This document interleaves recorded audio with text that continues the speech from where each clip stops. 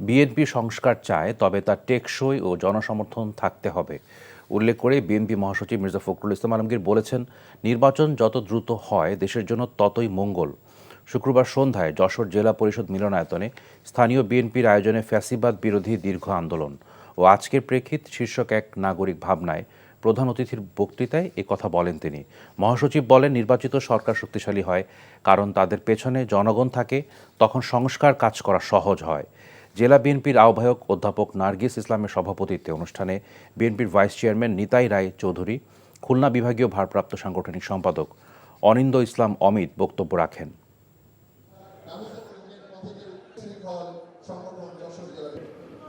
সংস্কারটা আমরা সবার আগে চেয়েছি, সংস্কার আমরা চাই, অবশ্যই সংস্কার চাই, প্রতিটি ক্ষেত্রে সংস্কার চাই, কিন্তু সেই সংস্কারটাকে সাস্টেনেবল হতে হবে, টেকসই হতে হবে, জনগণকে সেটা গ্রহণ করতে হবে। আর একই সঙ্গে সবচেয়ে বেশি প্রধান যে জিনিসটা দরকার, যেটার জন্য মানুষ প্রাণ দিয়েছে, একদিকে যেমন আপনার পরিবর্তন যে প্রাণ দিয়েছে, একই সঙ্গে একটা নির্বাচনের জন্য তারা প্রাণ দিয়েছে। এই নির্বাচনটা যত দ্রুত হবে, বারবার আমরা বলে আসছি, ততই দেশের জন্য মঙ্গলজনক।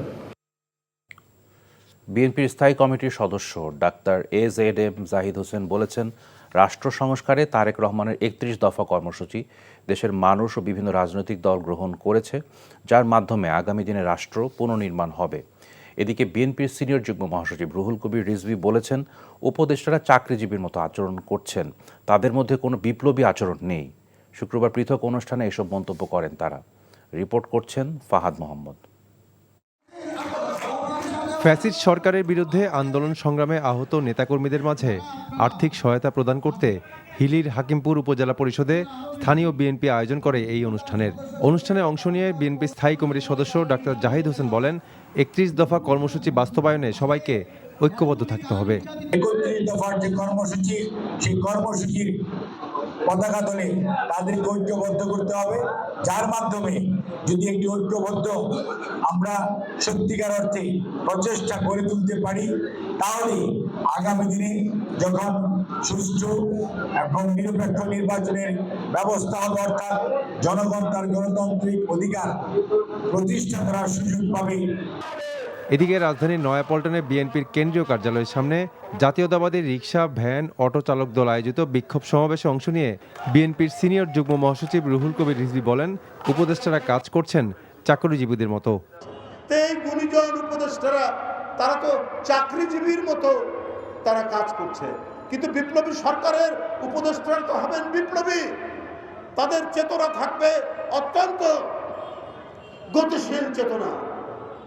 তা না করে বাংলাদেশে কি আর উপযুক্ত লোক নেই সরকার চালানোর জন্য, যে তাদেরকেই বাছাই করে নিয়ে এসে তারা এখন তাদের পছন্দ মতো কাজ করবেন? জাতীয়তাবাদী প্রচার দলের ১৩তম প্রতিষ্ঠাবার্ষিকী উপলক্ষে বিএনপির প্রতিষ্ঠাতা সাবেক রাষ্ট্রপতি জিয়াউর রহমানের সমাধিতে শ্রদ্ধা নিবেদন শেষে দলের চেয়ারপারসনের উপদেষ্টা কথা বেশি না বলে নির্বাচন কমিশন কাজের মাধ্যমে তাদের সক্ষমতা প্রমাণ করবে বলে আশা প্রকাশ করেন তিনি। এই নতুন নির্বাচন কমিশনের উপরে আস্থা রাখতে চাচ্ছি, তবে আমাদের অনুরোধ থাকবে যে কথা কম বলে বেশি কাজ দিয়ে সেটা প্রমাণ করার চেষ্টা করা উচিত। শুরু থেকেই একটু কম কথা, একটু বেশি কাজ, তাহলে আমরা আশান্বিত হব যে না, যেটুকু বলেছেন এটুকু বাস্তবে আসলে দেখা যাবে। Fahad Mohammad, NTV news, Dhaka. ভবদহের জলাবদ্ধতা প্রকৃতিরই এক প্রতিশোধ। পরিবেশকে পাশ কাটিয়ে গ্রহণ করা প্রকল্পই গলার কাটা হয়ে দাঁড়িয়েছে।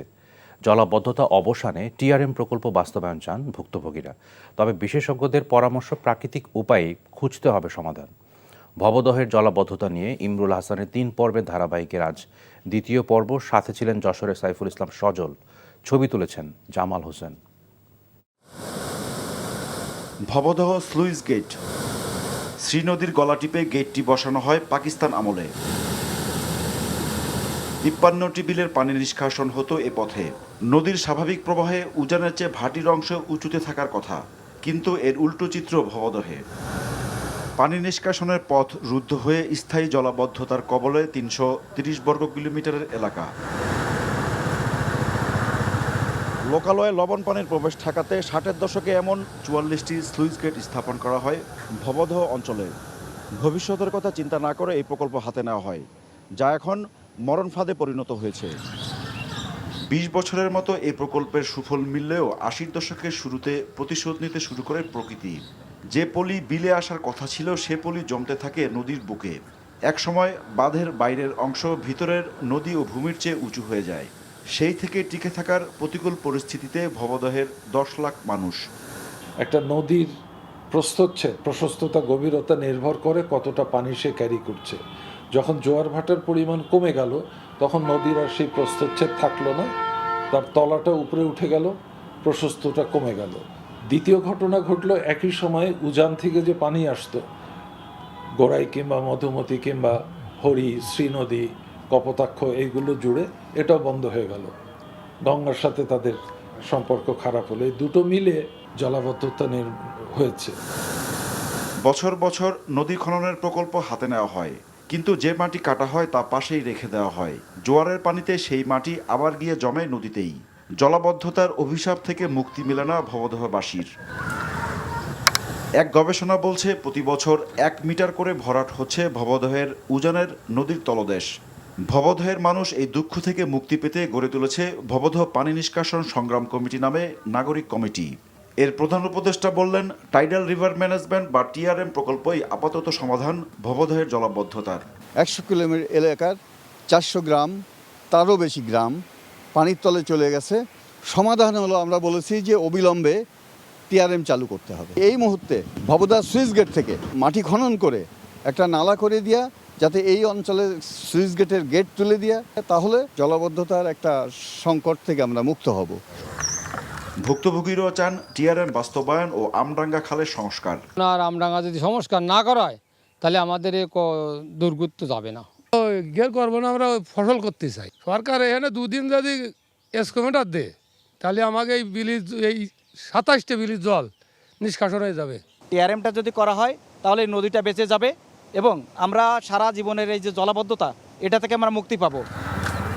তবে টিআরএম প্রকল্পেই একমাত্র সমাধান দেখছেন না পানি বিশেষজ্ঞরা। মাটি কেটে কিচ্ছু হবে না, আপনার এই জমিকে উঁচু করতে হবে, কারণ ওই নদীর তলদেশ আর নিচু করার উপায় নেই। কারণ যে পরিমাণ জোয়ার আসে, এই জোয়ারটাকে বাড়াতে গেলে নদীর সাথে ভিতরের বিলগুলোকে কানেক্ট করতে হবে। করলে জোয়ারের পরিমাণ কিছুটা বাড়বে, তার সাথে সেডিমেন্ট এসে এই জমিটাকে উপরে তুলতে হবে।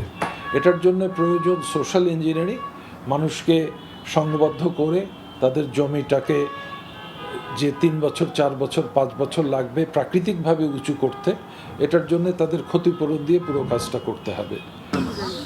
বিশেষজ্ঞরা বলছেন, ৮০ দশকের শুরুতে সুদূর প্রসারী পদক্ষেপ নেওয়া হলে জলাবদ্ধতার শিকার হতো না ভবদহ।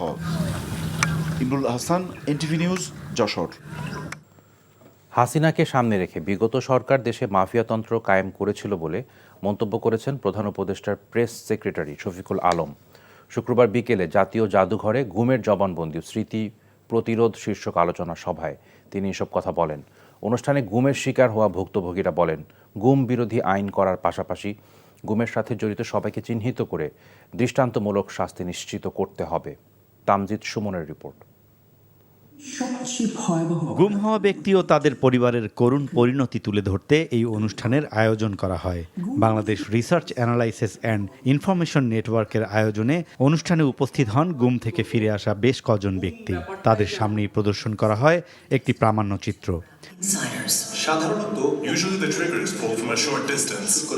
পাহাড় সম বেদনা বুকে আলিঙ্গন করে স্টেজের সামনে বসে নীরবে কেঁদেছেন ভুক্তভোগী পরিবারগুলো। নিজেদের গুম হওয়ার করুণ কাহিনী বলেছেন ফিরে আসা ব্যক্তিরা, আবার অনেকেই না ফিরে আসা প্রিয় মানুষের স্মৃতি হাতড়েছেন বক্তব্যে। গত 16 বছরের ফ্যাসিস্ট রেজিমে যাদের এগেইনস্টে অ্যালিগেশন, এই যত আইন প্রয়োগকারী সংস্থার প্রত্যেককে, এক একজনকে এবং অন্য যে কোনো বাহিনীর, যে কোনো আওয়ামী অপশক্তির যেই হন না কেন, এক একজনকে বিচারের আওতায় আনা হবে। অবশ্যই জুলাই আগস্টের ভিকটিমদের পাশাপাশি গত 15 বছরে এবং যারা এইভাবে গুম হয়েছে, যে ফ্যামিলিগুলো গুম হয়েছে, তাদেরকে স্বীকৃতি দিতে হবে। আমাদের এই গুম পরিবারগুলো অনেক বিরাট মূল্য দিয়ে দিয়েছেন, কিন্তু শেখ হাসিনার পতনের সাথে খুব সিরিয়াসলি জড়িত আনসার্টেন জিনিস। আমিও চিন্তা করি, আমার কোনো স্বজন যদি গুম হয়ে যেতেন, আমি শেষ মুহূর্ত পর্যন্ত আসলে অপেক্ষায় থাকতাম সব স্টোরি জানার পরও আমরা হয়তো আশা ছেড়ে দেই না, কোথাও না কোথাও একটা আশা থেকে যায়। এর চেয়ে ডিজাস্টারাস কিছু আসলে হতে পারে না। ফ্যাসিস্ট সরকারের রাজনৈতিক ফায়দা লুটতেই শেখ হাসিনা এই গুমের সংস্কৃতি চালু করেছিল বলে অভিযোগ উঠে আসে। আর গুমের সঠিক বিচার নিশ্চিত করতে এর একটি স্বতন্ত্র আইনের প্রয়োজনীয়তার কথাও বলেছেন বক্তারা। আন্তর্জাতিক আইনের আদলে বাংলাদেশে একটি গুম আইন করে এই গুমের সাথে যারা যারা যেখানে জড়িত ছিল তাদেরকে চিহ্নিত করে একটি দৃষ্টান্তমূলক শাস্তির ব্যবস্থা করা। এই একটা ক্রিমিনাল এন্টারপ্রাইজ শেখ হাসিনা যে একটা বড় রকমের মাফিয়া তন্ত্র চালাচ্ছে এবং তার সাথে তো এক দুইটা না, কয়েকশো বা কয়েক হাজার লোক একসাথে জড়ো হয়ে এই ক্রিমিনাল এন্টারপ্রাইজে জয়েন করেছে। এবং হাসিনার সাথে যারা গুমে জড়িত ছিল তারা জীবনে বাংলাদেশে পলিটিক্সে ফিরতে পারবে না। গত 16 বছরে গুমের সাথে যারা যারা জড়িত তাদের সবাইকে বিচারের আওতায় আনার দাবি জানান উপস্থিত সবাই। Tamjid Suman, NTV news, Dhaka. Remand শেষে ঢাকা উত্তর সিটি কর্পোরেশনের সাবেক মেয়র আতিকুল ইসলাম, পুলিশের সাবেক কর্মকর্তা আলেপ উদ্দিন এবং র্যাবের সাবেক কর্মকর্তা মহিউদ্দিন ফারুকীকে কারাগারে পাঠানোর নির্দেশ দিয়েছেন আদালত। শুক্রবার চিফ মেট্রোপলিটন ম্যাজিস্ট্রেট আদালত 7 ও আদালত 19 এই নির্দেশ দেন। রাষ্ট্রপক্ষের আইনজীবী আনামুল করিম লিটন জানান, উত্তরা পূর্ব থানার বকুল মিয়া হত্যা মামলায় আতিকুল ইসলামকে 5 দিনের রিমান্ডে নেওয়া হয়েছিল। অন্যদিকে একই মামলায় যাত্রাবাড়ী থানায় পুলিশের সাবেক অতিরিক্ত পুলিশ সুপার আলেপ উদ্দিন এবং র্যাব 2 এর সাবেক কোম্পানি কমান্ডার মহিউদ্দিন ফারুকী 2 দিনের রিমান্ডে ছিলেন। রিমান্ড শেষে শুক্রবার দুপুরে তাদের আদালতে হাজির করা হয়। এরপর পুলিশ তাদের কারাগারে পাঠানোর আবেদন করলে আদালত সেই আবেদন মঞ্জুর করেন।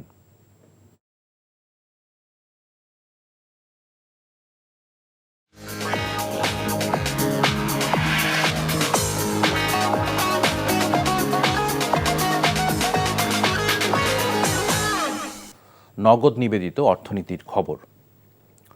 সরবরাহ স্বাভাবিক রাখতে সম্প্রতি 2 দফায় ভোজ্য তেলের শুল্ক ছাড় দেওয়ার তেমন কোনো সুফল মেলেনি। বাজারে বরং বাড়তি দামে বিক্রি হচ্ছে খোলা পাম ও সয়াবিন তেল। এদিকে সপ্তাহের ব্যবধানে পেঁয়াজের দাম কমলেও বাড়তি দামে বিক্রি হচ্ছে আলু। এছাড়া সরবরাহ বাড়ায় কিছুটা কমেছে সবজি ও মুরগির দাম। অপরিবর্তিত রয়েছে ডিম ও মাছের দাম। আরাফাত ইসলামের রিপোর্ট। জাতীয় রাজস্ব বোর্ড এনবিআর ভোজ্য তেল আমদানিতে মূল্য সংযোজন কর কমানোর পরেও বাজারে এর প্রভাব পড়ছে না। এখনও বাজারে প্রতি কেজি খোলা সয়াবিন তেল বিক্রি হচ্ছে 180 ও প্রতি কেজি পাম তেল বিক্রি হচ্ছে 165 টাকায়। বাজার ঘুরে দেখা যায় বোতলজাত তেলের সরবরাহ স্বাভাবিক থাকলেও খোলা ভোজ্য তেলের সংকট রয়েছে এবং দামও বাড়তি। ফ্যাক্টরি থেকে সাপ্লাই নেই, সাপ্লাই হচ্ছে না, অ্যাভেলেবেল সাপ্লাই নেই। সাপ্লাই থাকলে কিন্তু বাজারে অ্যাভেলেবেল তেল থাকতো, কিন্তু শুল্ক কমানোর পরে কিন্তু অ্যাভেলেবেল তেল নেই। সয়াবিন তেলের সাপ্লাই আছে, কিন্তু সমস্যা হচ্ছে রেট বেশির কারণে এটা নিতেছে না পাবলিক বেশিরভাগ বোতলটাই বেশি প্রেফার করতেছে। লুজের তেল গ্যালান থেকে দাম বেশি হওয়ার কারণে আমরা এখন লুজটা আপাতত সয়াবিন বিক্রি করতেছি না। এদিকে সরবরাহ বাড়ায় সপ্তাহের ব্যবধানে পেঁয়াজের দাম সামান্য কমেছে। দেশি পেঁয়াজ 130 টাকা আর আমদানিকৃত পেঁয়াজ 110 টাকায় বিক্রি হচ্ছে। তবে এখনও বাড়তি দামে বিক্রি হচ্ছে আলু। সাদা আলু যেটা ডায়মন্ড ওটার দামটা বাড়তি, 70 টাকা কিনা পড়ছে কারণ বাজার, আমরা 75 টাকা বিক্রি করি। কেজিতে 20 টাকা 25 টাকা কমছে পেঁয়াজ, দেশিটা ইন্ডিয়ানটা কমছে কেজিতে 15 টাকা। শীতের সবজির সরবরাহ বাড়ায় কিছুটা কমতির দিকে দাম, আর কাঁচামরিচ মানভেদে 130 থেকে 150 টাকা পর্যন্ত বিক্রি হচ্ছে। গেল সপ্তাহের চেয়ে ব্রয়লার মুরগি কেজিতে 10 টাকা ও সোনালী মুরগির দাম 20 টাকা কমেছে। নতুন করে দাম না বাড়ায় লাল ডিম 135 টাকা ও সাদা ডিম 140 টাকা ডজন বিক্রি হচ্ছে। এছাড়া গরু ও খাসির মাংসের দাম অপরিবর্তিত রয়েছে। ব্রয়লার মুরগি 190 আর সোনালী 300 আর দেশি মুরগি 550। নিত্যপণ্যের বাজারে কিছুটা স্বস্তি ফিরলেও সরকারের প্রতি নিয়মিত বাজার মনিটরিং করার তাগিদ ভোক্তাদের। বাজারটা মনিটরিং করা উচিত, কারণ এখানে মাঝখানে যে সিন্ডিকেট আছে এই বিষয়টা একটু লক্ষ্য করা উচিত। খুবই হিমশিম খেতে হচ্ছে, কারণ সব কিছুর দামই অনেক বেশি আর বাজার মূল্য কোনোভাবে কমছে না, সব জায়গায় সেম। আসলে ছোট বড় সব ধরনের মাছের দাম অপরিবর্তিত রয়েছে। এছাড়া নতুন করে দাম না বাড়লেও বাড়তি দামেই চাল কিনতে হচ্ছে ক্রেতাদের। আরাফাত ইসলাম, এনটিভি নিউজ, ঢাকা। দীর্ঘ 14 বছর পর চুয়াডাঙ্গা জেলা বিএনপির সম্মেলন হচ্ছে আজ। সম্মেলনকে কেন্দ্র করে সব প্রস্তুতি সম্পন্ন করেছে জেলা বিএনপি। সকালে শহরের টাউন ফুটবল মাঠে সম্মেলনের উদ্বোধন করবেন বিএনপির মহাসচিব মির্জা ফখরুল ইসলাম আলমগীর। এতে ভার্চুয়ালি যুক্ত হয়ে প্রধান অতিথির বক্তব্য দেবেন বিএনপির ভারপ্রাপ্ত চেয়ারম্যান তারেক রহমান।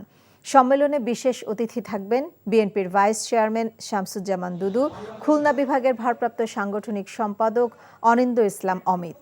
সম্মেলনে ভোটের মাধ্যমে নেতা নির্বাচন করে চুয়াডাঙ্গা জেলা বিএনপির পূর্ণাঙ্গ কমিটি গঠন করা হবে। সব শেষ 2010 সালের 2 ডিসেম্বর চুয়াডাঙ্গা শহরতলি দৌলতদিয়ারে বঙ্গজ বিস্কুট ফ্যাক্টরি চত্বরে জেলা বিএনপির সম্মেলন অনুষ্ঠিত হয়েছিল।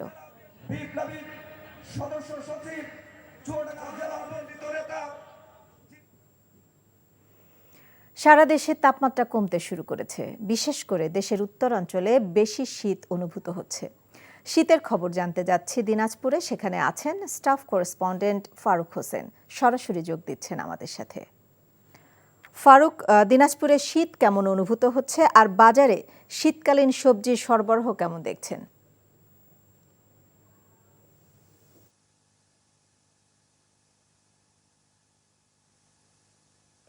তবে আপনি যেমনটি বলেছেন যে শীত কেমন অনুভূত হচ্ছে, গত 7 দিন থেকে কিন্তু 14 থেকে 16 ডিগ্রি সেলসিয়াসের মধ্যে তাপমাত্রা বিরাজ করছে, অর্থাৎ আজকেও কিন্তু 16.2 ডিগ্রি সেলসিয়াস। আর আপনি যেমনটি জেনে থাকবেন যে দিনাজপুর হিমালয়ের খুব কাছে অবস্থান হওয়ার কারণে এখানে শীতের তীব্রতা সব সময়ের জন্য বেশি। আমি সকালবেলা কথা বলেছি দিনাজপুর আবহাওয়া অফিসের ইনচার্জ তোফাজ্জল হোসেনের সাথে। তিনি আমাকে জানিয়েছেন যে নভেম্বর মাসটা শীতের তীব্রতা কম থাকলে অর্থাৎ ডিসেম্বর মাসে কিন্তু শৈত্যপ্রবাহ সহ শীতের যে তীব্রতা এটি অনেক বেশি হবে। আর শৈত্যপ্রবাহের সম্ভাবনাও ডিসেম্বর মাসে যেমনটি বলেছেন 3 থেকে 4 বার হবে, আমাকে এমনটি জানিয়েছেন। আর একটি কথা বলি যে আপনার সকাল 9টার দিকে সূর্য উঠলেও কিন্তু শীতের তীব্রতা কিন্তু অনেক বেশি রয়েছে, বিশেষ করে হিমেল হাওয়া, এটি কনকনে শীত এবং আপনার সন্ধ্যার পর থেকে যে ঘন কুয়াশা পড়ছে এতে কিন্তু জনজীবন বিপর্যস্ত হয়ে পড়েছে। আরেকটি জিনিস বলে রাখি যে আপনার শীতের যে শাকসবজির কিন্তু প্রচুর পরিমাণে কিন্তু এখানে আপনার উৎপাদন হচ্ছে এবং সরবরাহ রয়েছে, তারপরেও কিন্তু শাকসবজির দাম কিন্তু কোনোটাই কমেনি। অর্থাৎ আলু বেগুন থেকে শুরু করে যা কিছু শীতের শাকসবজি উঠছে সেগুলো কিন্তু দাম কমছে না। মোটামুটি শীতে আপনার যারা খেটে খাওয়া মানুষ, নিম্ন আয়ের মানুষ রয়েছেন, তারা কিন্তু কষ্টের মধ্যে দিন যাপন করছেন। তো আমার কাছে এই ছিল দিনাজপুর থেকে শীতের সর্বশেষ সংবাদ। নাজনীন, 4টি খাল দখলমুক্ত করতেই ঢাকা দক্ষিণ সিটি কর্পোরেশন বাজেট করেছে 900 কোটি টাকা। 3 বছর কেটে গেলেও কাজের অগ্রগতি শূন্যের কোঠায়।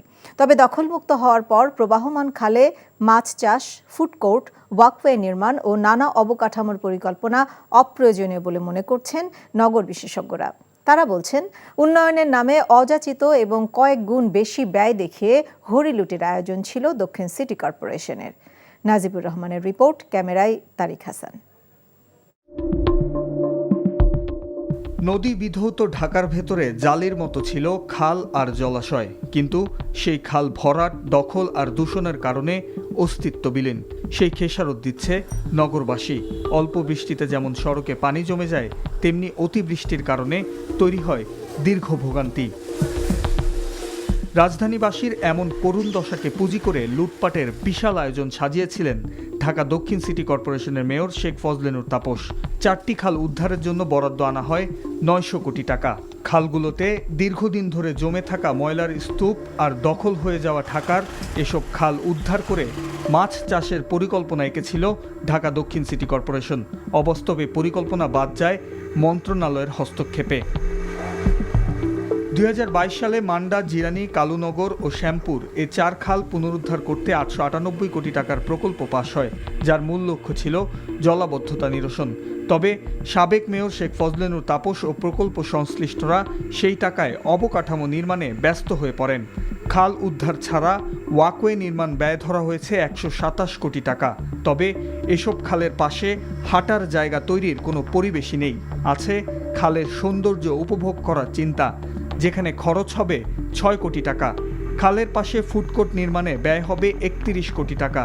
4টি খালে 721টি বৈদ্যুতিক বাতি বসাতে 9 কোটি 87 লাখ টাকা বরাদ্দ রাখা হয়েছে। এর আগে সর্বোচ্চ ৬০,০০০ টাকায় বাতি বসাতে পারলেও এই প্রকল্পে তারা এক একটি বাতির দাম নির্ধারণ করেছেন ১,২৮,০০০ টাকা। এসব কিছুই নির্ধারণ করা হয়েছে কোনো ধরনের সমীক্ষা ছাড়াই। সিটি কর্পোরেশনের এমন কর্মকাণ্ডের সমালোচনা করেন নগর বিশেষজ্ঞরা। জনগণের এই ট্যাক্সের এই হাজার হাজার কোটি টাকা ব্যয় করেও সেটার সুফল কিন্তু জনগণ পাচ্ছে না। 4টা খালের এই যদি সংস্কার কার্যকরভাবে না হয় তাহলে এই 980 কোটি টাকা ব্যয়ের পর এটার কার্যকারিতা সুফল খুব একটা ভালোভাবে পাওয়া যাবে বলে মনে হয় না। প্রকল্পে ঝাঁপিয়ে পড়লাম, অথচ আমরা জানি না প্রকল্পে কি করা যাবে কি করা যাবে না। এতদিন পরে 3 বছর পার হয়ে গেল, সময়টা নষ্ট হলো, কিন্তু এখনও সেই প্রকল্পটা আসলে এগোয়নি। এখন বলা হচ্ছে যে নতুন করে আমরা নকশা করব, আরও নতুন করে দেখব যে সিএস ম্যাপ দিয়ে করা যায় কি যায় না। এটা তো শুরুতেই করার কথা ছিল। জায়গা বা প্রয়োজন কোনোটি না থাকা সত্ত্বেও এসব খালে ১৭০ কোটি টাকা দিয়ে পথচারী সেতু, যান চলাচলের সেতু নির্মাণ করতে চায় দক্ষিণের নগর প্রশাসন। এমন অসঙ্গতি কাটিয়ে জনগুরুত্বপূর্ণ এই প্রকল্পের পুনরায় কাজ শুরু হবে বলে জানান সংস্থাটির প্রধান নির্বাহী কর্মকর্তা। কোনটা সোজা কথা এই মুহূর্তে এটি করাটা সমীচীন হবে সেটি হয়তো একটি রিঅ্যাসেসমেন্টের একটি বিষয় আসবে। তা আশা করি যে প্রকল্প পরিচালক কিংবা মন্ত্রণালয়ের মাধ্যমে সেটিও আমরা আবার পুনরায় পরীক্ষা নিরীক্ষা করে ব্যয়গুলো যাতে যথার্থ হয় সেই বিষয়গুলো আবার একটা পর্যবেক্ষণ করে সেটার বাস্তবতার আলোকে সেই সিদ্ধান্তটা নেওয়া হবে। ক্ষমতার অপব্যবহার করে সাবেক মেয়র শেখ ফজলেনুর তাপস বাস্তব ভিত্তিক প্রকল্প নিয়ে খাল উদ্ধার কার্যক্রম পরিচালনা করলে রাষ্ট্রীয় অর্থের অপচয় রোধ সহ নাগরিক সেবা নিশ্চিত হতে বলে মত বিশেষজ্ঞদের। Najibur Rahman, NTV news, Dhaka. এক সপ্তাহের মধ্যে 7 দফা দাবি বাস্তবায়ন না হলে 30শে নভেম্বরে সারা দেশে সমাবেশ করবে ইজি বাইক সংগ্রাম পরিষদ। সকালে জাতীয় প্রেস ক্লাবের সামনে সমাবেশ করে এমন ঘোষণা দেয় রিকশা, ব্যাটারি চালিত অটোরিকশা, ভ্যান ও ইজি বাইক সংগ্রাম পরিষদ।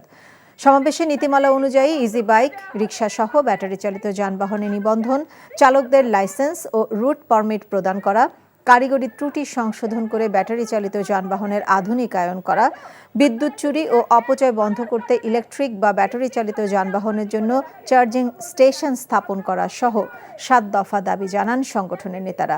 এছাড়াও ছাত্র শ্রমিক জনতার গণ অভ্যুত্থানে ব্যাটারি চালিত ইজি বাইক ও রিকশা সহ নিহত আহত সকল শ্রমিকের ক্ষতিপূরণ, চিকিৎসা ও পুনর্বাসনের ব্যবস্থা নিশ্চিত করার দাবিও করেন তারা। ভবদহের জলাবদ্ধতা প্রকৃতিরই এক প্রতিশোধ। পরিবেশকে পাশ কাটিয়ে গ্রহণ করা প্রকল্পই গলার কাঁটা হয়ে দাঁড়িয়েছে। জলাবদ্ধতা অবসানে TRM প্রকল্প বাস্তবায়ন চান ভুক্তভোগীরা। তবে বিশেষজ্ঞদের পরামর্শ, প্রাকৃতিক উপায়েই খুঁজতে হবে সমাধান। ভবদহের জলাবদ্ধতা নিয়ে ইমরুল হাসানের 3 পর্বের ধারাবাহিকের আজ 2য় পর্ব। সাথে ছিলেন যশোরের সাইফুল ইসলাম সজল, ছবি তুলেছেন জামাল হোসেন। Bhabadah sluice gate. শ্রীনদীর গলা টিপে গেটটি বসানো হয় পাকিস্তান আমলে। 53টি বিলের পানি নিষ্কাশন হতো এ পথে। নদীর স্বাভাবিক প্রবাহে উজানের চেয়ে ভাটির অংশ উঁচুতে থাকার কথা, কিন্তু এর উল্টো চিত্র ভবদহে। পানি নিষ্কাশনের পথ রুদ্ধ হয়ে স্থায়ী জলাবদ্ধতার কবলে 330 বর্গ কিলোমিটারের এলাকা। লোকালয়ে লবণ পানির প্রবেশ ঠেকাতে 60-এর দশকে এমন 44টি স্লুইস গেট স্থাপন করা হয় ভবদহ অঞ্চলে। ভবিষ্যতের কথা চিন্তা না করে এই প্রকল্প হাতে নেওয়া হয়, যা এখন মরণ ফাঁদে পরিণত হয়েছে। 20 বছরের মতো এই প্রকল্পের সুফল মিললেও 80-র দশকের শুরুতে প্রতিশোধ নিতে শুরু করে প্রকৃতি। যে পলি বিলে আসার কথা ছিল সে পলি জমতে থাকে নদীর বুকে। একসময় বাঁধের বাইরের অংশ ভিতরের নদী ও ভূমির চেয়ে উঁচু হয়ে যায়। সেই থেকে টিকে থাকার প্রতিকূল পরিস্থিতিতে ভবদহের 10 লাখ মানুষ। একটা নদীর প্রস্থচ্ছেদ, প্রশস্ততা, গভীরতা নির্ভর করে কতটা পানি সে ক্যারি করছে। যখন জোয়ার ভাটার পরিমাণ কমে গেল তখন নদীর আর সেই প্রস্থচ্ছেদ থাকলো না, তার তলাটা উপরে উঠে গেল, প্রশস্ততা কমে গেল। দ্বিতীয় ঘটনা ঘটলো, একই সময়ে উজান থেকে যে পানি আসতো গোড়াই কিংবা মধুমতি কিংবা হরি, শ্রীনদী, কপোতাক্ষ এইগুলো জুড়ে এটাও বন্ধ হয়ে গেল। গঙ্গার সাথে তাদের সম্পর্ক খারাপ হলে দুটো মিলে জলাবদ্ধতা হয়েছে। বছর বছর নদী খননের প্রকল্প হাতে নেওয়া হয়, কিন্তু যে মাটি কাটা হয় তা পাশেই রেখে দেওয়া হয়। জোয়ারের পানিতে সেই মাটি আবার গিয়ে জমে নদীতেই। জলাবদ্ধতার অভিশাপ থেকে মুক্তি মেলে না ভবদহবাসীর। এক গবেষণা বলছে প্রতি বছর 1 মিটার করে ভরাট হচ্ছে ভবদহের উজানের নদীর তলদেশ। ভবদহের মানুষ এই দুঃখ থেকে মুক্তি পেতে গড়ে তুলেছে ভবদহ পানি নিষ্কাশন সংগ্রাম কমিটি নামে নাগরিক কমিটি। এর প্রধান উপদেষ্টা বললেন, টাইডাল রিভার ম্যানেজমেন্ট বা টিআরএম প্রকল্পই আপাতত সমাধান ভবদহের জলাবদ্ধতার। 100 কিলোমিটার এলাকার 400 গ্রাম তারও বেশি গ্রাম পানির তলে চলে গেছে। সমাধান হলো আমরা বলেছি যে অবিলম্বে টিআরএম চালু করতে হবে। এই মুহূর্তে ভবদহ সুইচ গেট থেকে মাটি খনন করে একটা নালা করে দেওয়া, যাতে এই অঞ্চলে সুইচ গেটের গেট তুলে দেওয়া, তাহলে জলাবদ্ধতার একটা সংকট থেকে আমরা মুক্ত হব। ভুক্তভোগীরাও চান টিআরএম বাস্তবায়ন ও আমডাঙ্গা খালের সংস্কার। আর আমডাঙ্গা যদি সংস্কার না করা হয় তাহলে আমাদের দুর্গত যাবে না। গেল করবো না, আমরা ফসল করতে চাই। সরকার এখানে 2 দিন যদি এসকোমিটার দেয় তাহলে আমাকে এই বিলিজ এই 27টে বিলিজ জল নিষ্কাশন হয়ে যাবে। টিআরএমটা যদি করা হয় তাহলে নদীটা বেঁচে যাবে এবং আমরা সারা জীবনের এই যে জলাবদ্ধতা এটা থেকে আমরা মুক্তি পাবো। তবে টিআরএম প্রকল্পে একমাত্র সমাধান দেখছেন না পানি বিশেষজ্ঞরা। মাটি কেটে কিচ্ছু হবে না, আপনার এই জমিকে উঁচু করতে হবে, কারণ ওই নদীর তলদেশ আর নিচু করার উপায় নেই। কারণ যে পরিমাণ জোয়ার আসে, এই জোয়ারটাকে বাড়াতে গেলে নদীর সাথে ভিতরের বিলগুলোকে কানেক্ট করতে হবে। করলে জোয়ারের পরিমাণ কিছুটা বাড়বে, তার সাথে সেডিমেন্ট এসে এই জমিটাকে উপড়ে তুলতে হবে। এটার জন্য প্রয়োজন সোশ্যাল ইঞ্জিনিয়ারিং, মানুষকে সংবদ্ধ করে তাদের জমিটাকে যে 3 বছর 4 বছর 5 বছর লাগবে প্রাকৃতিকভাবে উঁচু করতে, এটার জন্য তাদের ক্ষতিপূরণ দিয়ে পুরো কাজটা করতে হবে। বিশেষজ্ঞরা বলছেন, 80-র দশকের শুরুতে সুদূর প্রসারী পদক্ষেপ নেওয়া হলে জলাবদ্ধতার শিকার হতো না ভবদহ। Imrul Hasan, NTV news, Jessore. দুয়ে দুয়ে 4 হাতে যেন এক হলো পূর্ব ও দক্ষিণ এশিয়ার দুটি দেশ। প্রায় 4000 কিলোমিটার ব্যবধান, ভাষা, ধর্ম আর সংস্কৃতির দূরত্ব ঘুচিয়ে 7 পাকে বাঁধা পড়লেন দক্ষিণ কোরিয়ার জে মিঙ্গি আর বাংলাদেশের রেজভি আক্তার সুমাইয়া। বাঙালি তরুণীর হৃদয়হরণ আর প্রেমের টানে বাংলাদেশে ছুটে আসা কোরিয়ান যুবককে নিয়েই নানা কৌতূহল সাভারের সর্বত্র। সেই যুগলের প্রেম কাহিনী এখন সবার মুখে মুখে। আরও জানাচ্ছেন জাহিদুর রহমান।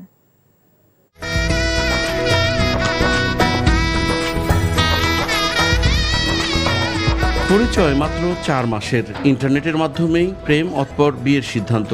নানা বাধা উপেক্ষা করে শেষমেশ দক্ষিণ কোরিয়ার সুন থেকেই বাংলাদেশে ছুটে আসেন জে মিঙ্গি। পেশায় প্রকৌশলী 31 বছরের এই তরুণের সাথে নিজের পরিবারের সম্মতিতেই গাঁটছড়া বাঁধেন সাভারের কলেজ পড়ুয়া 19 বছরের তরুণী রেজভি আক্তার সুমাইয়া। সে আমাকে ইনস্টাগ্রামে 4 মাস আগে বিয়ের প্রপোজাল দেয়। এর বাবা এটা মেনে নিতে চাচ্ছিল না। সে তখন আমার বাবাকে বলে যে আমি ইসলাম ধর্ম গ্রহণ করতে চাচ্ছি নিজের ইচ্ছায়।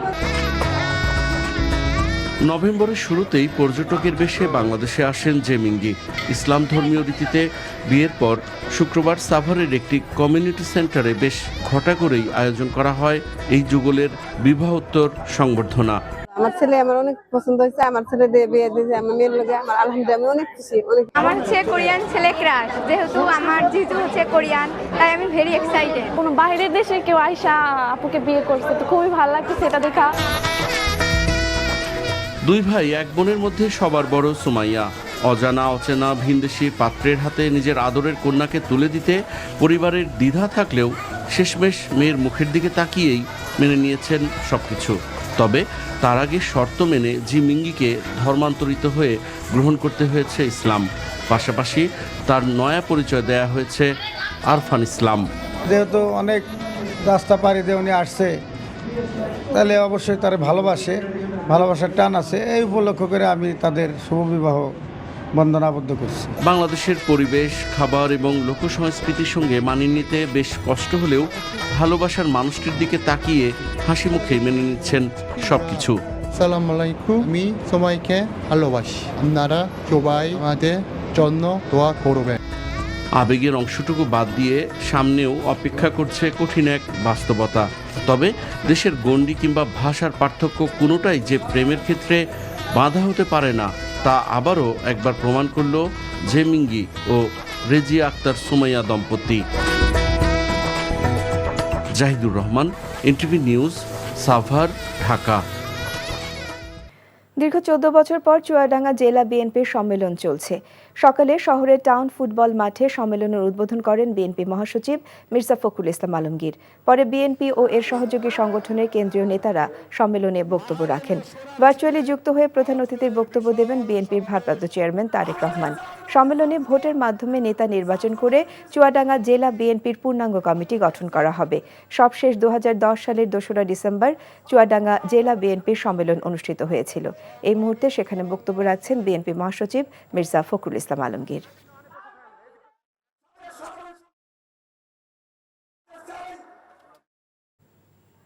চুয়াডাঙ্গা বিএনপির কাউন্সিল সেশনে এই মুহূর্তে বক্তব্য রাখছেন দলের মহাসচিব মির্জা ফখরুল ইসলাম আলমগীর। সরাসরি যোগ দিচ্ছি তার বক্তব্যে। সেই অবস্থা থেকে আমরা আজকে বেরিয়ে আমাদের আজকে সম্মেলন, দলের সম্মেলন, এবং 16 বছর পরে চুয়াডাঙ্গাতে সম্মেলন হচ্ছে। আমরা সবাই জানি যে আমাদের দল বাংলাদেশ জাতীয় দল, আমাকে পানি দিয়ে জাতীয়তাবাদী দল প্রতিষ্ঠা করেছেন কে মনে আছে? কে? জোরে বলেন। শহীদ প্রেসিডেন্ট জিয়াউর রহমান বীর উত্তম, তাই না?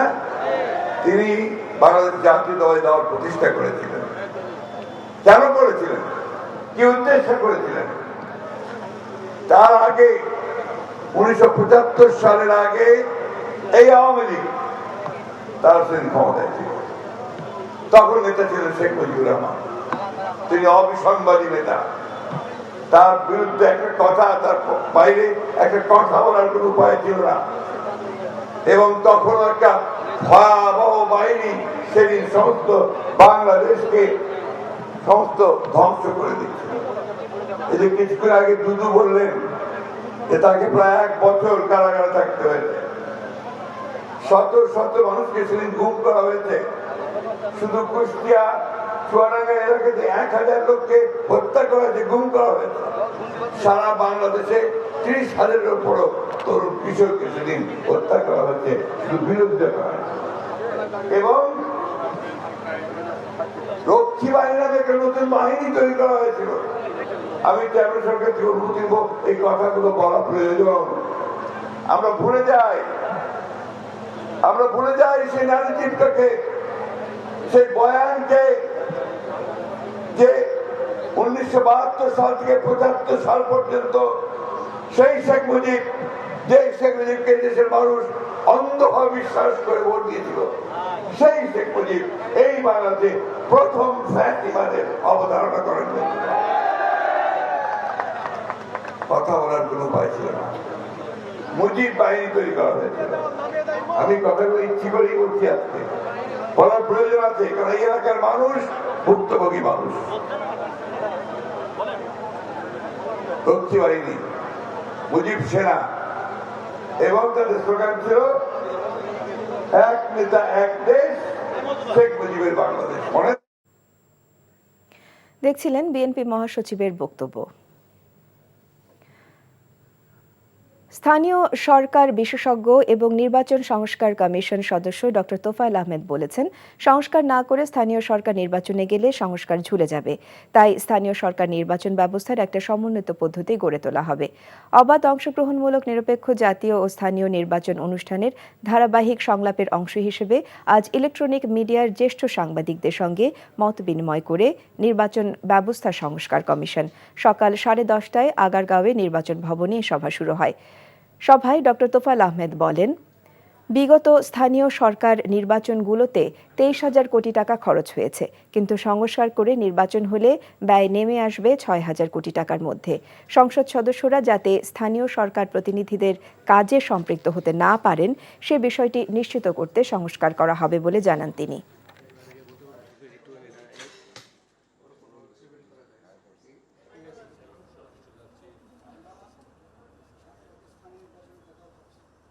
এখন এত সংস্কার হচ্ছে, এইগুলোকে সংস্কারটা শেষ না করে যদি আমরা স্থানীয় নির্বাচনে যাই তাহলে কিন্তু সংস্কারটা ঝুলে যাবে।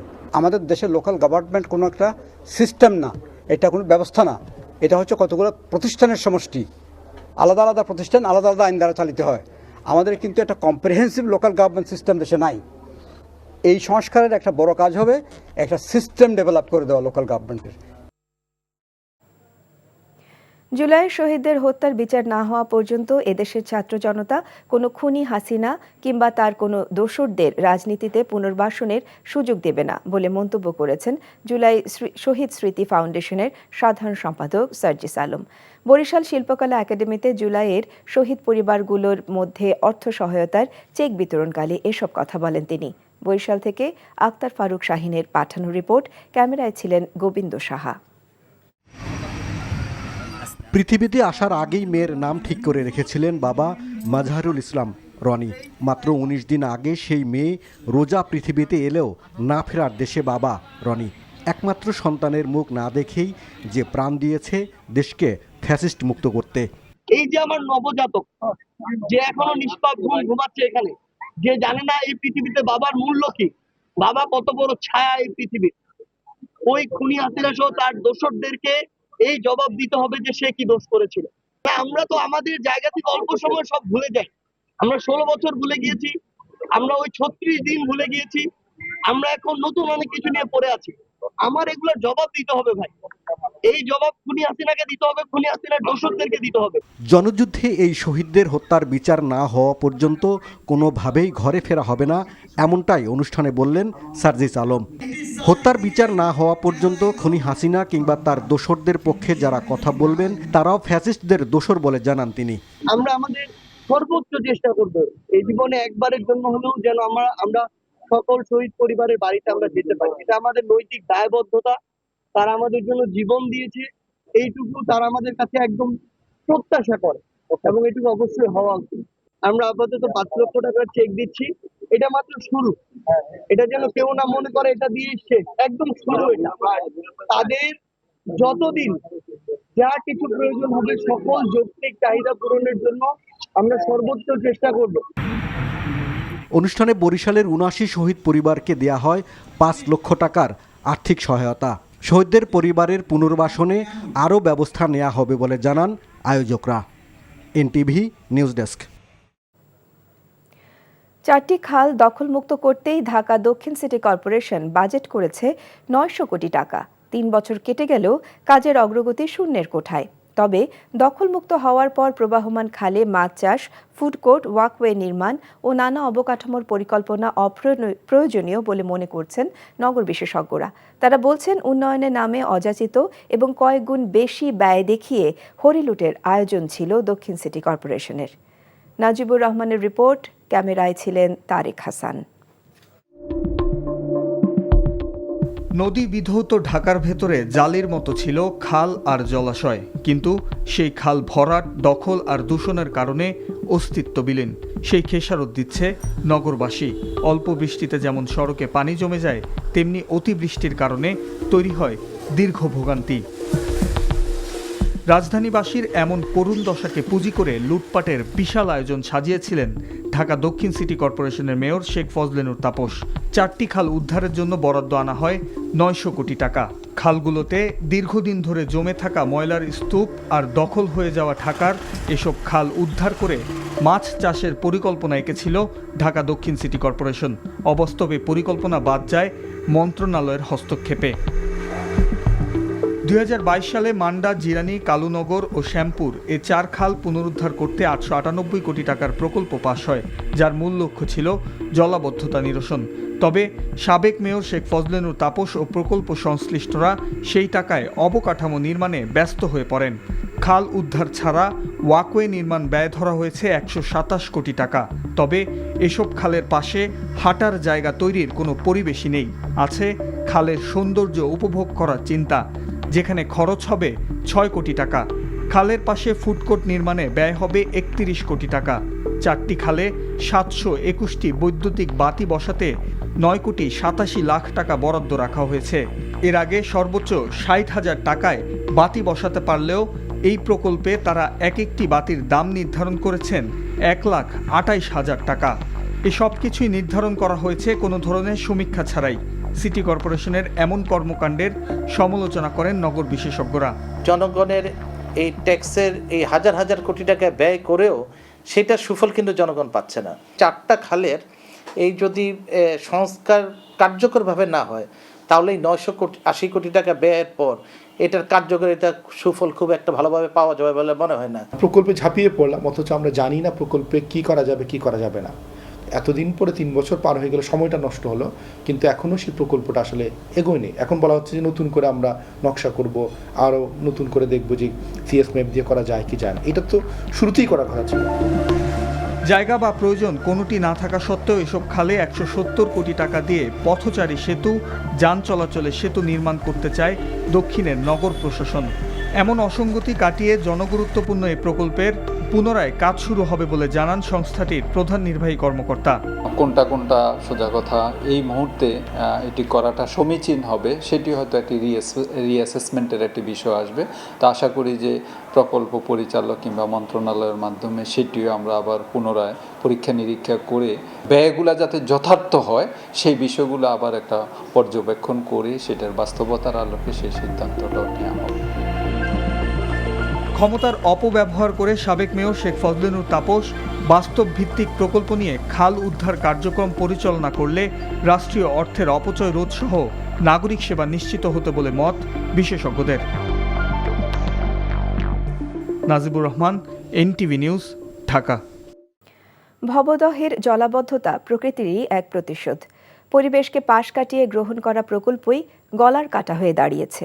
জলাবদ্ধতা অবসানে টিআরএম প্রকল্প বাস্তবায়ন চান ভুক্তভোগীরা। তবে বিশেষজ্ঞদের পরামর্শ, প্রাকৃতিক উপায়ে খুঁজতে হবে সমাধান।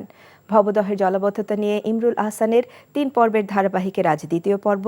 সাথে ছিলেন যশোরের সাইফুল ইসলাম সজল, ছবি তুলেছেন জামাল হোসেন। Bhabadah sluice gate. শ্রীনদীর গলা টিপে গেটটি বসানো হয় পাকিস্তান আমলে। 53টি বিলের পানি নিষ্কাশন হতো এ পথে। নদীর স্বাভাবিক প্রবাহে উজানের চেয়ে ভাটির অংশ উঁচুতে থাকার কথা, কিন্তু এর উল্টো চিত্র ভবদহে। পানি নিষ্কাশনের পথ রুদ্ধ হয়ে স্থায়ী জলাবদ্ধতার কবলে 330 বর্গ কিলোমিটারের এলাকা। লোকালয়ে লবণ পানির প্রবেশ ঠেকাতে 60-এর দশকে এমন 44টি স্লুইস গেট স্থাপন করা হয় ভবদহ অঞ্চলে। ভবিষ্যতের কথা চিন্তা না করে এই প্রকল্প হাতে নেওয়া হয়, যা এখন মরণ ফাঁদে পরিণত হয়েছে। 20 বছরের মতো এই প্রকল্পের সুফল মিললেও 80-র দশকের শুরুতে প্রতিশোধ নিতে শুরু করে প্রকৃতি। যে পলি বিলে আসার কথা ছিল সে পলি জমতে থাকে নদীর বুকে। একসময় বাঁধের বাইরের অংশ ভিতরের নদী ও ভূমির চেয়ে উঁচু হয়ে যায়। সেই থেকে টিকে থাকার প্রতিকূল পরিস্থিতিতে ভবদহের 10 লাখ মানুষ। একটা নদীর প্রস্থচ্ছেদ, প্রশস্ততা, গভীরতা নির্ভর করে কতটা পানি সে ক্যারি করছে। যখন জোয়ার ভাটার পরিমাণ কমে গেল তখন নদীর আর সেই প্রস্থচ্ছেদ থাকলো না, তার তলাটা উপরে উঠে গেল, প্রশস্ততা কমে গেল। দ্বিতীয় ঘটনা ঘটলো, একই সময়ে উজান থেকে যে পানি আসতো গোড়াই কিংবা মধুমতি কিংবা হরি, শ্রীনদী, কপোতাক্ষ, এইগুলো জুড়ে এটাও বন্ধ হয়ে গেল। গঙ্গার সাথে তাদের সম্পর্ক খারাপ হলে দুটো মিলে জলাবদ্ধতা হয়েছে। বছর বছর নদী খননের প্রকল্প হাতে নেওয়া হয়, কিন্তু যে মাটি কাটা হয় তা পাশেই রেখে দেওয়া হয়। জোয়ারের পানিতে সেই মাটি আবার গিয়ে জমে নদীতেই। জলাবদ্ধতার অভিশাপ থেকে মুক্তি মেলে না ভবদহবাসীর।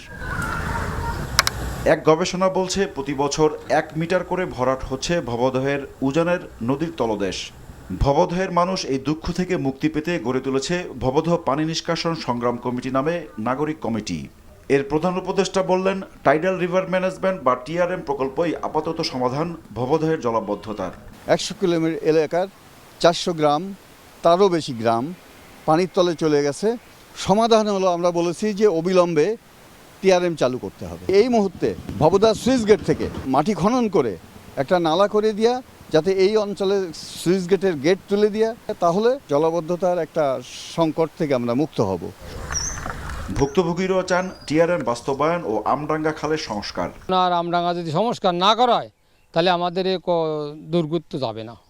গের করবো না, আমরা ফসল করতে চাই। সরকার এখানে 2 দিন যদি এসকোমিটার দেয় তাহলে আমাকে এই বিলিজ, এই 27টা বিলিজ জল নিষ্কাশন হয়ে যাবে। টিআরএমটা যদি করা হয় তাহলে নদীটা বেঁচে যাবে এবং আমরা সারা জীবনের এই যে জলাবদ্ধতা, এটা থেকে আমরা মুক্তি পাবো। তবে টিআরএম প্রকল্পেই একমাত্র সমাধান দেখছেন না পানি বিশেষজ্ঞরা। মাটি কেটে কিচ্ছু হবে না আপনার, এই জমিকে উঁচু করতে হবে, কারণ ওই নদীর তলদেশ আর নিচু করার উপায় নেই। কারণ যে পরিমাণ জোয়ার আসে, এই জোয়ারটাকে বাড়াতে গেলে নদীর সাথে ভিতরের বিলগুলোকে কানেক্ট করতে হবে, করলে জোয়ারের পরিমাণ কিছুটা বাড়বে, তার সাথে সেডিমেন্ট এসে এই জমিটাকে উপড়ে তুলতে হবে। এটার জন্য প্রয়োজন সোশ্যাল ইঞ্জিনিয়ারিং, মানুষকে সংবদ্ধ করে তাদের জমিটাকে যে 3 বছর 4 বছর 5 বছর লাগবে প্রাকৃতিকভাবে উঁচু করতে, এটার জন্য তাদের ক্ষতিপূরণ দিয়ে পুরো কাজটা করতে হবে। বিশেষজ্ঞরা বলছেন 80-র দশকের শুরুতে সুদূর প্রসারী পদক্ষেপ নেওয়া হলে জলাবদ্ধতার শিকার হতো না ভবদহ। Imrul Hasan, NTV news, Jessore. ছাত্র জনতার আন্দোলনকে কেন্দ্র করে তরুণরা তাদের নির্মিত দেয়াল লিখন ও ছবির মাধ্যমে নতুন বাংলাদেশের ছবি তুলে ধরেছে, যা তাদের আশা ও আকাঙ্ক্ষাকে প্রতিফলিত করেছে বলে মন্তব্য করেছেন বিশ্ব ব্যাংকের কান্ট্রি ডিরেক্টর আব্দুল্লাহ এসেক। সকালে রাজধানীর পান্থপথে দৃক গ্যালারিতে বাংলাদেশের তরুণদের দৃষ্টিভঙ্গি নিয়ে বিশ্বব্যাংক ওয়ার্ল্ড আর্ট প্রদর্শনী paint your sky make it yours এর উদ্বোধনী অনুষ্ঠানে তিনি কথা বলেন।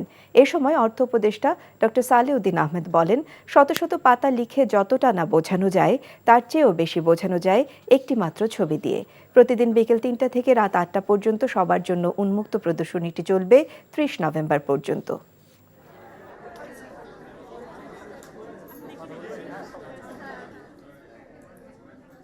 In one painting, he expressed about 100 pages of write-up.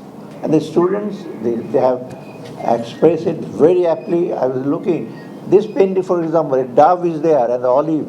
You see how it has expressed the peace. I think what the youth of Bangladesh have done is unique. It stands tall, painted their vision of a new Bangladesh. The energy, the creativity that emanates from these works are nothing short of inspiring. চুয়াডাঙ্গায় বিএনপির council সেশনে এই মুহূর্তে বক্তব্য রাখছেন দলের ভারপ্রাপ্ত chairperson Tarique Rahman. সরাসরি যোগ দিচ্ছি তার বক্তব্যে। অনুষ্ঠিত হচ্ছে প্রথম পর্বে আমরা শেষ হয়ে যাব, দ্বিতীয় পর্ব শুরু হবে। প্রথম পর্বে বিভিন্ন পর্যায়ে দলের মহাসচিব সহ জেলা সম্মেলনে আমি স্মরণ করতে চাই বিগত স্বৈরাচার আন্দোলনে আমাদের যে সকল সহকর্মী শহীদ হয়েছেন তাদেরকে আমি স্মরণ করতে চাই। আজকের এই জেলা সম্মেলনে সমগ্র চুয়াডাঙ্গা সহ সমগ্র বাংলাদেশে আমাদের শত হাজারো সহকর্মী যাদেরকে আমরা হারিয়েছি, যে সকল সহকর্মী যারা বিভিন্নভাবে পঙ্গুত্ব বরণ করেছেন তাদেরকে শ্রদ্ধার সঙ্গে স্মরণ করতে চাই। আমি স্মরণ করতে চাই আমাদের সারা দেশে ছড়িয়ে ছিটিয়ে থাকা সেই 60 লক্ষ নেতাকর্মী যারা স্বৈরাচারী বিরোধী আন্দোলনে ভূমিকা রেখেছেন, তাদেরকে যারা গায়েবী মামলা সহ মিথ্যে মামলার নির্যাতনের শিকার হয়েছেন, সারা দেশে ছড়িয়ে থাকা ছিটিয়ে থাকা আমার সেই 60 লক্ষ সহকর্মীদেরকে আমি স্মরণ করতে চাই। প্রিয় সহকর্মীবৃন্দ, আজকে এই যে এখানে জেলা সম্মেলন, এর লক্ষ্য বা উদ্দেশ্য কি? আমরা কিছুক্ষণ আগে, আমি বক্তব্যের আগে আমাদের নেতৃবৃন্দের কাছ থেকে দেশের অতীত বর্তমান এর বহু কথা আমরা জেনেছি, ভবিষ্যৎ সম্পর্কে কিছু আমরা শুনেছি। আমি যেহেতু সেই কথাগুলো হয়ে গিয়েছে, আমি সেই কথাগুলোতে আজকে যাব না, যা আপনারা এর ভেতরেই শুনে ফেলেছেন। এখন এই যে আমরা একটু পরে, আমার বক্তব্যের পরে খুব সম্ভব আপনাদের দুপুরের খাবারের জন্য একটু বিরতি হবে, তারপরে সম্মেলনের যে আসল, যেটি একটু আগে বাবু খান বলছিলেন যে দ্বিতীয় যেই পর্বটি, সেটি হচ্ছে সবচেয়ে গুরুত্বপূর্ণ পর্ব। কি সেই পর্ব? অর্থাৎ ভোট প্রদান, বা সম্মেলনের যে মূল লক্ষ্য বা উদ্দেশ্য, ভোট প্রদানের মাধ্যমে আজকের যে 800 কাউন্সিলর, এই কাউন্সিলর বৃন্দ আজকে সিদ্ধান্ত নেবেন যে আগামী 2 বছর যে সাংগঠনিক আমাদের গঠনতন্ত্র মোতাবেক যে সাংগঠনিক মেয়াদ, সেই মেয়াদের জন্য এই 800 কাউন্সিলরের অধিকাংশ কাউন্সিলর তাদেরকে দায়িত্ব প্রদান করবেন। এখন প্রিয় সহকর্মীবৃন্দ, উপস্থিত ভাই বোনেরা, কেন আমরা তো চাইলে ইচ্ছে করলে আমাদের গঠনতন্ত্রে সেইটা বলাও আছে, যদি মনে হয় আমরা তাহলে যে কোনো 1 জন 2 জন 5 জন ব্যক্তিকে দায়িত্ব দিয়ে বলতে পারি আপনারাই দেখাশোনা করবেন। না, আমরা কিন্তু সেটা করি। আজকে এই যে এতগুলো মানুষ আজকে আপনারা একত্রিত হয়েছেন এই সম্মেলনকে ঘিরে, কেন? ওই যে কথাটি বললাম যে আপনারা এই যে 800 কাউন্সিলরের বাইরেও বহু সহকর্মীবৃন্দ উপস্থিত আছেন, দলের সদস্যরা উপস্থিত আছেন, কিন্তু একটি নিয়ম কারণ আছে, অর্থাৎ এই ভোটার বলি বা কাউন্সিলর বলি, এই মুহূর্তে দেশে যেরকম জনসংখ্যা প্রায় 20 কোটি, কিন্তু ভোটার কিন্তু প্রায় 12 কোটির মতো, পুরো 20 কোটি কিন্তু ভোটার না। ঠিক একইভাবে এখানে বহু নেতাকর্মী উপস্থিত আছেন, কিন্তু কাউন্সিলর হচ্ছেন 800 জন। এই 800 জন মানুষ ঠিক করবেন যে আগামী দিন কারা দলকে পরিচালনা করবেন। কিন্তু কেন এই প্রক্রিয়ার মধ্যে?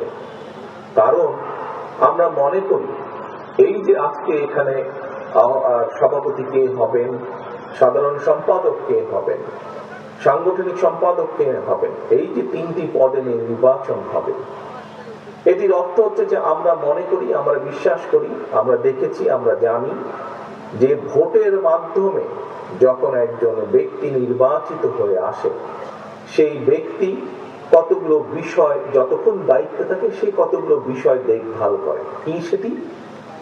যেহেতু সে দলের একটি নেতৃত্বে দায়িত্ব পাচ্ছে, সে দেখভাল করে দলের স্বার্থ, সে দেখভাল করে দলের নেতাকর্মীদের সুবিধা অসুবিধাগুলো, কষ্ট দেখভাল করে, সে দেখভাল করে ঠিকভাবে সাংগঠনিক কার্যক্রমগুলো পালন করা হচ্ছে কিনা, সে দেখভাল করে যে দলের স্বার্থ রক্ষা হচ্ছে কিনা, অর্থাৎ দল যে নীতি বা আদর্শে বিশ্বাস করে সেই কাজগুলো ঠিকভাবে করছে কিনা। এই ধরনের বিষয়গুলো একজন ব্যক্তি যখন নির্বাচিত হয়ে আসে তখন সে তার দায়িত্ববোধ থেকে এই কাজগুলো করে। এবং যারা কাউন্সিলর বা যারা ভোটার বা যারা সাধারণ নেতাকর্মী, যারা দলের সমর্থক, তারা দৃঢ়ভাবে বিশ্বাস করে যে এইভাবে এই প্রক্রিয়ার মাধ্যমে যদি আমরা নেতা নির্বাচন করতে পারি, সেই নেতা দলের স্বার্থ তারা বিবেচনা করবে। এবং শুধু এটাই নয়, প্রিয় সহকর্মীবৃন্দ, প্রিয় কাউন্সিলরবৃন্দ, এখানে আরেকটি গুরুত্বপূর্ণ বিষয় আছে, অর্থাৎ যখন কোনো ব্যক্তি, যখন কোনো সংগঠন এই প্রক্রিয়ার মাধ্যমে, এই যে সম্মেলন হলো আজকে, প্রথম পর্ব হলো, দ্বিতীয় পর্ব ভোটাভুটি হবে, এই প্রক্রিয়ার মাধ্যমে যখন আমরা নেতা নির্বাচিত করব আমাদের, এর ফলে কি হবে? এর ফলে আমাদের যে সাংগঠনিক ভিত্তি, এই ভিত্তিটি মজবুত হবে। অর্থাৎ আমরা এই প্রক্রিয়া ফলো করার মাধ্যমে, এই প্রক্রিয়া অনুসরণ করার মাধ্যমে আমরা একদিকে যেরকম ধীরে ধীরে ধীরে সঠিক নেতৃত্ব গড়ে তুলতে সক্ষম হব। এই প্রক্রিয়া অনুসরণ করার মাধ্যমে আমরা যেরকম একদিকে ধীরে ধীরে পর্যায়ক্রমিকভাবে একজনের পরে আরেক নেতা, আজ এই নেতা দায়িত্বে, পরবর্তীতে কে আসবে, সেটির একটি প্রক্রিয়া তৈরি হবে, অর্থাৎ নেতৃত্বের শূন্যতা হবে না। এই বিষয়গুলো যেমন একদিকে সঠিকভাবে সুন্দরভাবে গড়ে উঠবে, একটি প্রসেস, একটি প্রক্রিয়া গড়ে উঠবে, ঠিক একইভাবে এই প্রক্রিয়া অনুসরণ করার মাধ্যমে দলের ভিত্তি সাধারণ মানুষের মধ্যে ভিত্তিটা দৃঢ় হবে। দলের সাংগঠনিক ভিত্তি বলুন, রাজনৈতিক ভিত্তি বলুন, দৃঢ় হবে। কারণ মানুষজন তখন যাবে, নেতারা যারা দায়িত্বে থাকবে তারা দেখে দেখে দেখে সত্যিকার কর্মী তারা তৈরি করবে দলের জন্য, যারা দলের নীতি আদর্শকে সাধারণ মানুষের কাছে নিয়ে যাবে। এই ধরনের কর্মী তৈরি করবে। হাইব্রিড কর্মী তারা তৈরি করবে না, প্রকৃত কর্মী যারা দলের দুঃসময়, আপনারা যেমন বিগত স্বৈরাচার সময়, আন্দোলনের সময় শত অত্যাচার নির্যাতনের মুখেও দলকে ধরে রেখেছিলেন, দলের ঐক্যকে ধরে রেখেছিলেন, দলের ব্যানারকে ধরে রেখেছিলেন আপনারা। এই ধরনের কর্মী শত অত্যাচার নির্যাতনের মুখেও এই ধরনের কর্মী তৈরি করবে। ওই যে আমরা যেটা বললাম একটু আগে, যেটা বললাম আমি, যে নির্বাচন প্রক্রিয়ার মাধ্যমে যে নেতা চলে আসবে, সে চেষ্টা করবে প্রকৃত কর্মী তৈরি করার জন্য। প্রিয় সহকর্মীবৃন্দ, একটু আগে আমাদের দলের মহাসচিব সাহেব উনি ওনার বক্তব্য বলেছেন, দেশের প্রেক্ষাপটে নির্বাচনের বিষয় বলেছেন। বর্তমান যে ইন্টারিম গভর্নমেন্ট, অন্তর্বর্তীকালীন সরকার, এই সরকার সম্পর্কে উনি সংক্ষিপ্ত ভাবে তুলে ধরেছেন। প্রিয় সহকর্মীবৃন্দ, প্রিয় কাউন্সিলর বৃন্দ, প্রিয় উপস্থিত ভাই ও বোনেরা, আজকে বাংলাদেশ স্বৈরাচার মুক্ত হয়েছে। স্বৈরাচার মুক্ত হওয়ার পরে একটি অন্তর্বর্তীকালীন সরকার বর্তমানে দেশ পরিচালনা করছে। আমরা বিএনপি সহ সকল রাজনৈতিক দল যারা স্বৈরাচার বিরোধী আন্দোলনে ভূমিকা রেখেছিলাম, যারা স্বৈরাচারী ভূমিকা আন্দোলনে এগিয়ে এসেছিল, এগিয়ে নিয়ে গেছিল আন্দোলনকে, সেই সকল রাজনৈতিক দল মিলে বাংলাদেশের মানুষের সমর্থন নিয়ে এই অন্তর্বর্তীকালীন সরকারকে আমরা সমর্থন দিচ্ছি। কেন? কারণ যেই অধিকার আদায়ের দাবিতে বাংলাদেশের মানুষ গত 1 যুগেরও বেশি সময় ধরে বিএনপি সহ বিভিন্ন রাজনৈতিক দলের নেতৃত্বে, আন্দোলনকারী গণতন্ত্রী বিশ্বাসী বিভিন্ন রাজনৈতিক দলের নেতৃত্বে আন্দোলন পরিচালনা করছিল মানুষের অধিকার প্রতিষ্ঠার জন্য, রাজনৈতিক অধিকার প্রতিষ্ঠার জন্য, কথা বলার অধিকার প্রতিষ্ঠার জন্য, মানুষের মুক্তি, অর্থনৈতিক মুক্তি অর্জনের অধিকার প্রতিষ্ঠা করার জন্য। সেই লক্ষ্যকে বাস্তবায়নের লক্ষ্যে নির্বাচন প্রয়োজন। দেশের মানুষের ক্ষমতা দেশের মানুষের হাতে ফিরিয়ে দেওয়ার লক্ষ্যে নির্বাচন প্রয়োজন, এবং এই জন্যই অন্তর্বর্তীকালীন সরকারের মূল দায়িত্ব। হ্যাঁ, এখন এসেছে সংস্কারের বিষয়। প্রিয় ভাই বোনেরা, আপনারা সকলেই ওয়াকিফাল আছেন, দেশের মানুষ ওয়াকিফাল আছে যে বাংলাদেশ জাতীয়তাবাদী দল এই 1 মাস আগে নয়, 2 মাস আগে নয়, 3 মাস আগেও নয়, আজকে থেকে প্রায় 2 বছর আগে আমরা বাংলাদেশের এবং দেশের মানুষের উন্নয়নের জন্য 31 দফার একটি সংস্কার প্রস্তাব দিয়েছি। আজকে অনেক ব্যক্তি বা সংগঠন সংস্কারের কথা বলছে। আজকের অন্তর্বর্তীকালীনও সরকার যে তারাও সংস্কারের কথা বলছে, কিন্তু এই সংস্কারের প্রস্তাব বিএনপি দেশের মানুষের সামনে প্রথম হাজির করছে। কারণ বিএনপি দেশ এবং দেশের মানুষের জন্য চিন্তা করে বলেই আজ নয়, 3 মাস আগেও নয়, 6 মাস আগেও নয়, আজ থেকে 2 বছর আগে বিএনপি সংস্কার প্রস্তাব দিয়েছে। কিন্তু প্রিয় সহকর্মীবৃন্দ, এই সংস্কার প্রস্তাব এটি যে কোনো সাধারণ মানুষ বোঝে। সংস্কার প্রস্তাবের কাজ বা সংস্কারের কাজ অবশ্যই অন্তর্বর্তীকালীন সংস্কার, কিছু কিছু সংস্কারের কাজ এই সরকার শুরু অবশ্যই করতে পারে, আমরা চাইও যে তারা শুরু করুক। কিন্তু সংস্কার একটি চলমান প্রক্রিয়া, সংস্কার একটি চলমান প্রক্রিয়া। একজন শুরু করবে, বাকিরা তাকে সেই সংস্কারকে তারা চলমান রেখে সামনে নিয়ে যাবে। কারণ দেশের মানুষের চাহিদার সাথে সামঞ্জস্য রেখে পর্যায়ক্রমিকভাবে সংস্কার পরিবর্তিত হবে সময় সময়। এখন প্রিয় ভাই বোনেরা, যেই কথাটি আমি বলছিলাম যে আজ আমরা কেন এখানে একত্রিত হয়েছি, আমরা ভোট প্রক্রিয়ার মাধ্যমে সঠিক নেতৃত্ব বাছাই করে নিব, যারা দলকে সুসংগঠিত করবে, যারা দলের নেতাকর্মীদের স্বার্থ দেখবে, যারা দলের আদর্শ নীতিকে মানুষের মাঝে নিয়ে যাবে, প্রতিষ্ঠিত করবে, যারা সত্যিকারভাবে রাজনৈতিক ভিত্তিরূপে দলকে গড়ে তুলবে। ঠিক একইভাবে আজ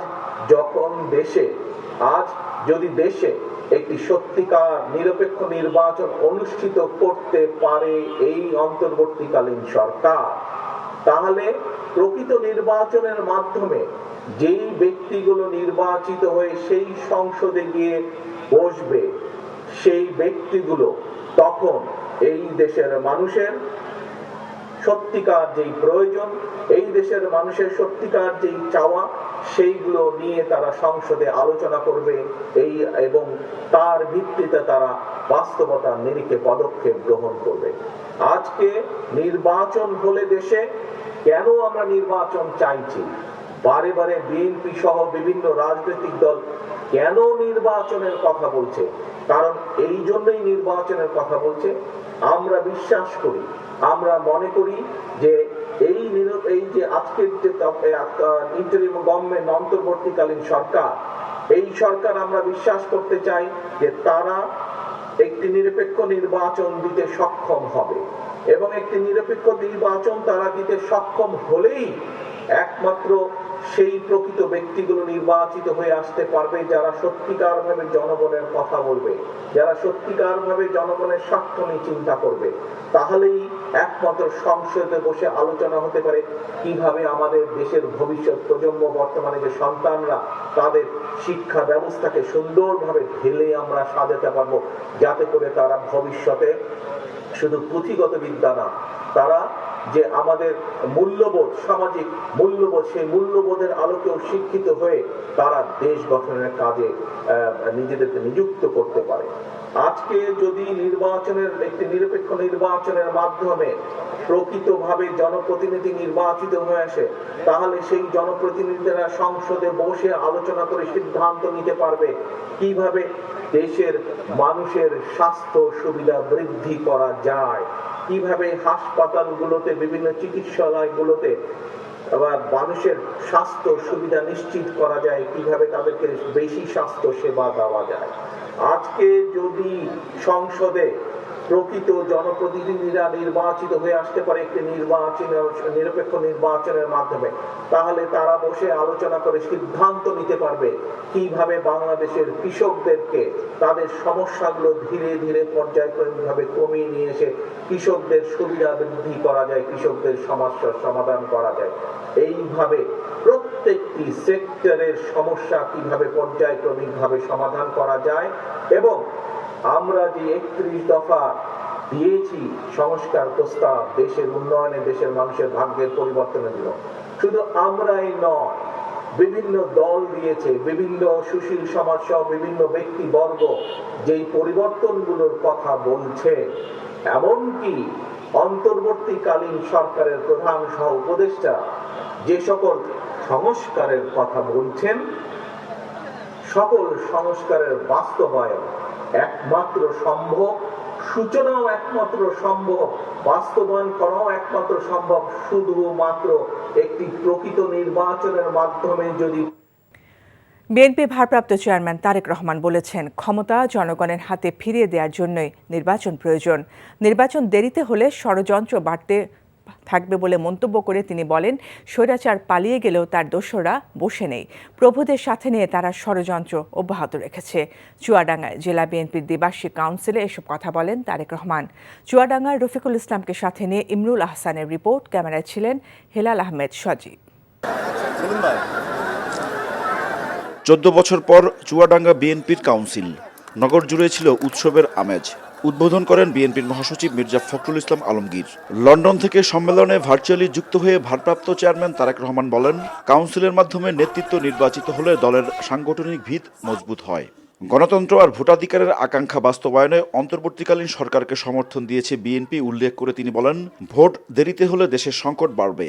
দেশের মানুষের ক্ষমতা দেশের মানুষের হাতে ফিরিয়ে দেওয়ার লক্ষ্যেই নির্বাচন প্রয়োজন, এবং নির্বাচন যত দেরি হবে, প্রিয় সহকর্মীবৃন্দ, প্রিয় ভাই বোনেরা, এটি হচ্ছে বাস্তবতা, তত ষড়যন্ত্র বৃদ্ধি পাবে। যেই স্বৈরাচারকে জনগণের অভ্যুত্থানের মাধ্যমে হটিয়ে দেওয়া হয়েছে, সেই স্বৈরাচার কিন্তু বসে নেই। সেই স্বৈরাচার কিন্তু তাদের ষড়যন্ত্রে, তাদের দেশি বিদেশি প্রভুদের সাথে মিলে বসে ষড়যন্ত্র করেই যাচ্ছে।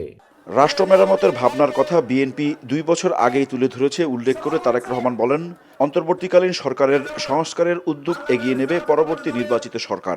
কিছু কিছু সংস্কারের কাজ এই সরকার শুরু অবশ্যই করতে পারে, আমরা চাইও যে তারা শুরু করুক, কিন্তু সংস্কার একটি চলমান প্রক্রিয়া। একজন শুরু করবে, বাকিরা তাকে সেই সংস্কারকে তারা চলমান রেখে সামনে নিয়ে যাবে, কারণ দেশের মানুষের চাহিদার সাথে সামঞ্জস্য রেখে পর্যায়ক্রমিকভাবে সংস্কার পরিবর্তিত হবে সময়ে সময়ে। বিএনপির ৩১ দফা প্রস্তাবনা প্রান্তিক পর্যায়ে নিয়ে যেতে নেতাকর্মীদের প্রতি আহ্বান জানান দলের ভারপ্রাপ্ত চেয়ারম্যান। বলেন, নির্বাচনী বৈতরণী পার করতে জয় করতে হবে জনগণের মন। দলের মহাসচিব বলেন, বৈষম্য বিরোধী ছাত্র আন্দোলনের সাথে কোনো বিরোধ নেই বিএনপির, তবে দেশের মঙ্গলের জন্যই দ্রুত নির্বাচন চান তারা। হুমকি দিচ্ছেন মাঝে মাঝে আমাদের কিছু নব্য নেতৃত্ব, বলছেন সব সংস্কার শেষ না করে কোন নির্বাচন হবে।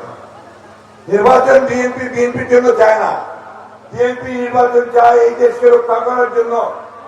বিএনপি নির্বাচন চায় এই দেশের মানুষের আকাঙ্ক্ষা পূরণ করবার জন্য। ভোটের দিনক্ষণ না হলেও রোডম্যাপ ঘোষণার দাবি জানিয়ে আসছে বিএনপি।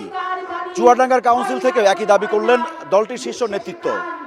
তবে ভোটের আগে দল গোছানোর কাজ শেষ করতে চায় বিএনপি। জেলা পর্যায়ে নেতৃত্ব বাছাইয়ের ধারাবাহিকতা আগামী ৬-৭ মাসের মধ্যে দলের কেন্দ্রীয় কাউন্সিলের পরিকল্পনা রয়েছে তাদের। Imrul Hasan, NTV news, Chuadanga. July শহীদদের হত্যার বিচার না হওয়া পর্যন্ত এদেশের ছাত্র জনতা খুনি হাসিনা কিংবা তার কোনো দোসরদের রাজনীতিতে পুনর্বাসনের সুযোগ দেবে না বলে মন্তব্য করেছেন জুলাই শহীদ স্মৃতি ফাউন্ডেশনের সাধারণ সম্পাদক সার্জিস আলম। বরিশাল শিল্পকলা একাডেমিতে জুলাইয়ের শহীদ পরিবারগুলোর মধ্যে অর্থ সহায়তার চেক বিতরণকালে এসব কথা বলেন তিনি। বরিশাল থেকে আক্তার ফারুক শাহিনের পাঠানো রিপোর্ট, ক্যামেরায় ছিলেন গোবিন্দ সাহা। পৃথিবীতে আসার আগেই মেয়ের নাম ঠিক করে রেখেছিলেন বাবা মাজহারুল ইসলাম রনি। মাত্র ১৯ দিন আগে সেই মেয়ে রোজা পৃথিবীতে এলেও না ফেরার দেশে বাবা রনি। একমাত্র সন্তানের মুখ না দেখেই যে প্রাণ দিয়েছে দেশকে ফ্যাসিস্ট মুক্ত করতে। আমার একজন সন্তান, সে বাবা বলে বাবাকে বাবা বলে ডাকতে পারলো না, বাবার মুখটাও দেখো না, বাবার সব আদর ভালোবাসা থেকে বঞ্চিত হয়েছে। আমি এই হত্যার বিচার চাই। আমাদের ফ্যামিলি থেকে দাবি যে আমরা যাতে আমাদের সংসারটা ভালো মতন চলে এবং কোনো ভাতার কোনো ব্যবস্থা করে দেবে। জনযুদ্ধে এই শহীদদের হত্যার বিচার না হওয়া পর্যন্ত কোনোভাবেই ঘরে ফেরা হবে না, এমনটাই বললেন সার্জিস আলম। এই যে আমার নবজাতক যে এখনো নিষ্পাপ ঘুমাচ্ছে এখানে, যে জানে না এই পৃথিবীতে বাবার মূল্য কি, বাবা কত বড় ছায়া এই পৃথিবীর, ওই খুনি হাসিনা সহ তার দোসরদেরকে এই জবাব দিতে হবে যে সে কি দোষ করেছিল। আমরা তো আমাদের জায়গা থেকে অল্প সময় সব ভুলে যাই। আমরা 16 বছর ভুলে গিয়েছি, আমরা ওই 36 দিন ভুলে গিয়েছি, আমরা এখন নতুন অনেক কিছু নিয়ে পড়ে আছি। আমার এগুলোর জবাব দিতে হবে ভাই, এই জবাব খুনি হাসিনাকে দিতে হবে, খুনি হাসিনার দোসরদেরকে দিতে হবে। হত্যার বিচার না হওয়া পর্যন্ত খুনি হাসিনা কিংবা তার দোসরদের পক্ষে যারা কথা বলবেন তারাও ফ্যাসিস্টদের দোসর বলে জানান তিনি। আমরা আমাদের সর্বোচ্চ চেষ্টা করব এই জীবনে একবারের জন্য হলেও যেন আমরা সকল শহীদ পরিবারের বাড়িতে আমরা যেতে পারি। এটা আমাদের নৈতিক দায়বদ্ধতা। তারা আমাদের জন্য জীবন দিয়েছে, এইটুকু তারা আমাদের কাছে একদম প্রত্যাশা করে এবং এটুকু অবশ্যই হওয়া উচিত। আমরা আপাতত 5 লক্ষ টাকার চেক দিচ্ছি, এটা মাত্র শুরু। এটা যেন কেউ না মনে করে এটা দিয়ে শেষ, একদম শুরু। এটা তাদের যতদিন যা কিছু প্রয়োজন হবে সকল যৌক্তিক চাহিদা পূরণের জন্য আমরা সর্বোচ্চ চেষ্টা করব। অনুষ্ঠানে বরিশালের ৭৯ শহীদ পরিবারকে দেয়া হয় 5 লক্ষ টাকার আর্থিক সহায়তা। শহীদদের পরিবারের পুনর্বাসনে আরও ব্যবস্থা নেওয়া হবে বলে জানান আয়োজকরা। NTV news desk. গণসংহতি আন্দোলনের প্রধান সমন্বয়ক জোনায়েদ সাকি বলেছেন, নির্বাচনী আইন এমনভাবে সংস্কার করতে হবে যাতে মানুষের ভোটের অধিকার কেউ কেড়ে নিতে না পারে। দুপুরে রাজশাহী নগরীর সাহেববাজার 0 পয়েন্টে রাষ্ট্রের গণতান্ত্রিক রূপান্তরে নতুন রাজনৈতিক বন্দোবস্তের জন্য রাজশাহী গণসংলাপে তিনি এসব কথা বলেন। সাকি বলেন, নির্বাচন কমিশনকে ব্যবহার করে অতীতের সব স্বৈরাচারী সরকার জনগণের ভোটের অধিকার কেড়ে নিয়েছে, তাই রাষ্ট্র সংবিধান বদলাতে হবে। বলেন, বাংলাদেশে একটি নতুন রাজনৈতিক বন্দোবস্তের প্রয়োজন। এ সময় উপস্থিত ছিলেন রাজশাহী জেলা গণসংহতি আন্দোলনের আহ্বায়ক মুরাদ মোর্শেদ সহ অনেকেই।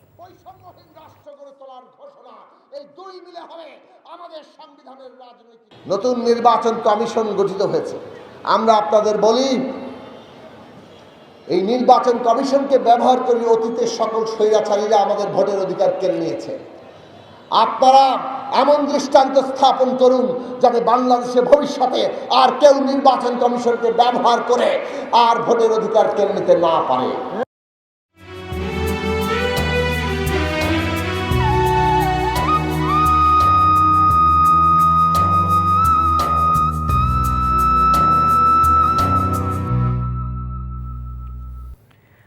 ভবদহের জলাবদ্ধতার প্রকৃতিরই এক প্রতিশোধ। পরিবেশকে পাশ কাটিয়ে গ্রহণ করা প্রকল্পই গলার কাঁটা হয়ে দাঁড়িয়েছে। জলাবদ্ধতা অবসানে টিআরএম প্রকল্প বাস্তবায়ন চান ভুক্তভোগীরা।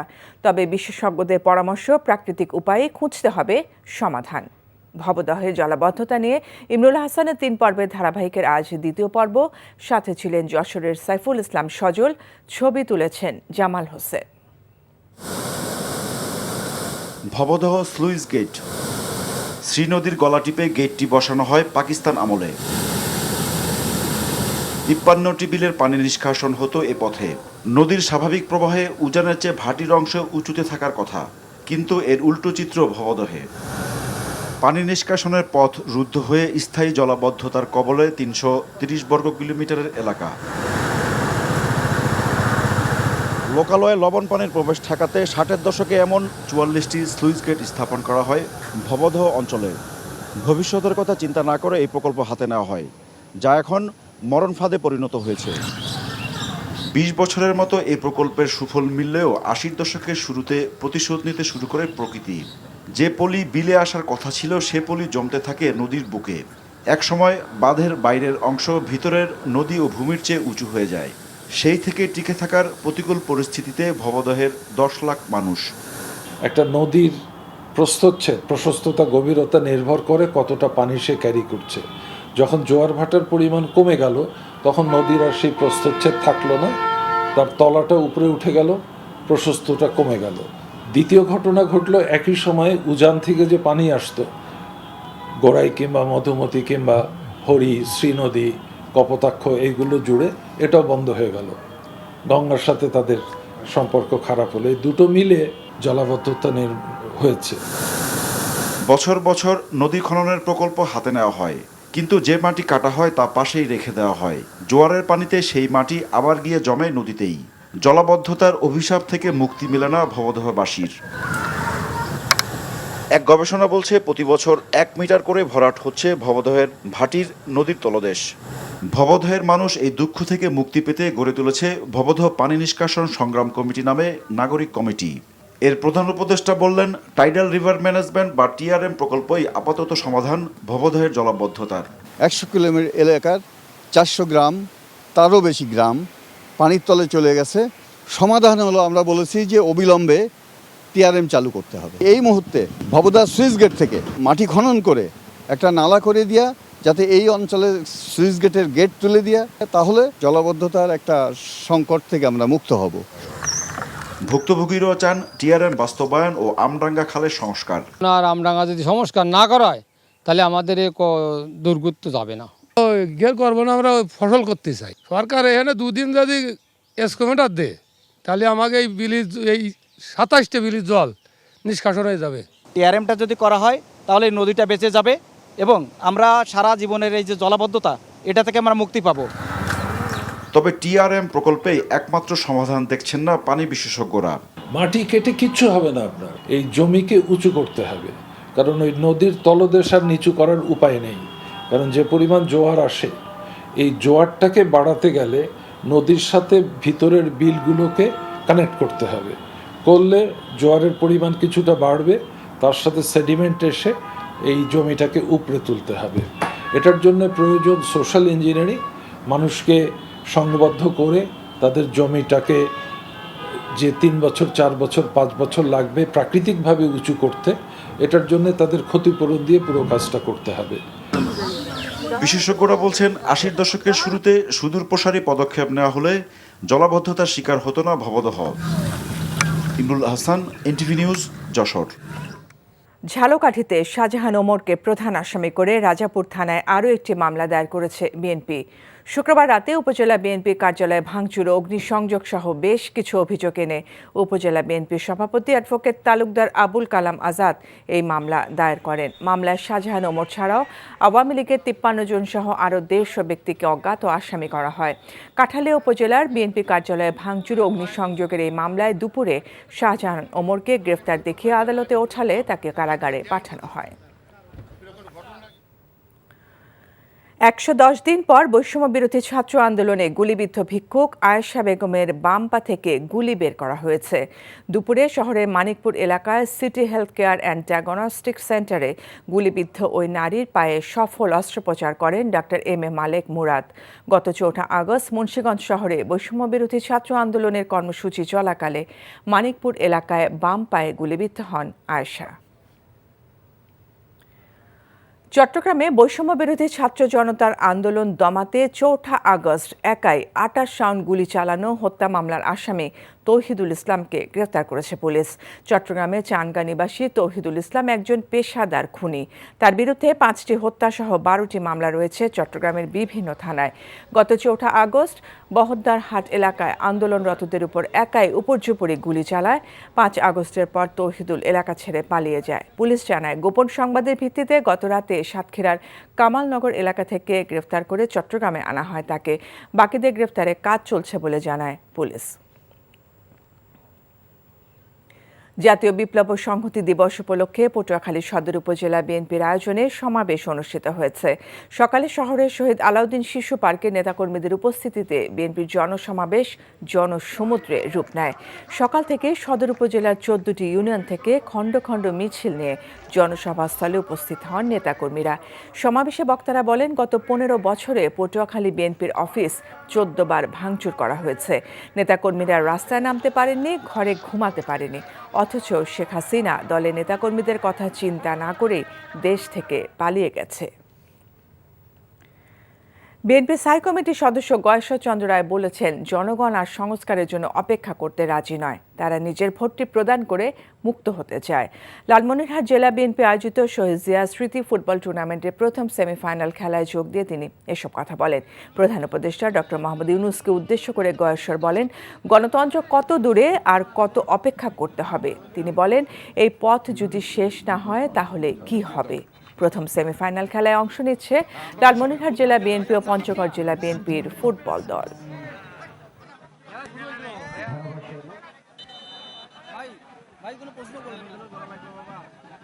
আমাদের আন্দোলন সংগ্রাম শেষ হয়নি, আমরা ফ্যাসিবাদ মুক্ত হয়েছি। গণতন্ত্র কিন্তু এখনো আমাদের হাতের নাগালে নাই।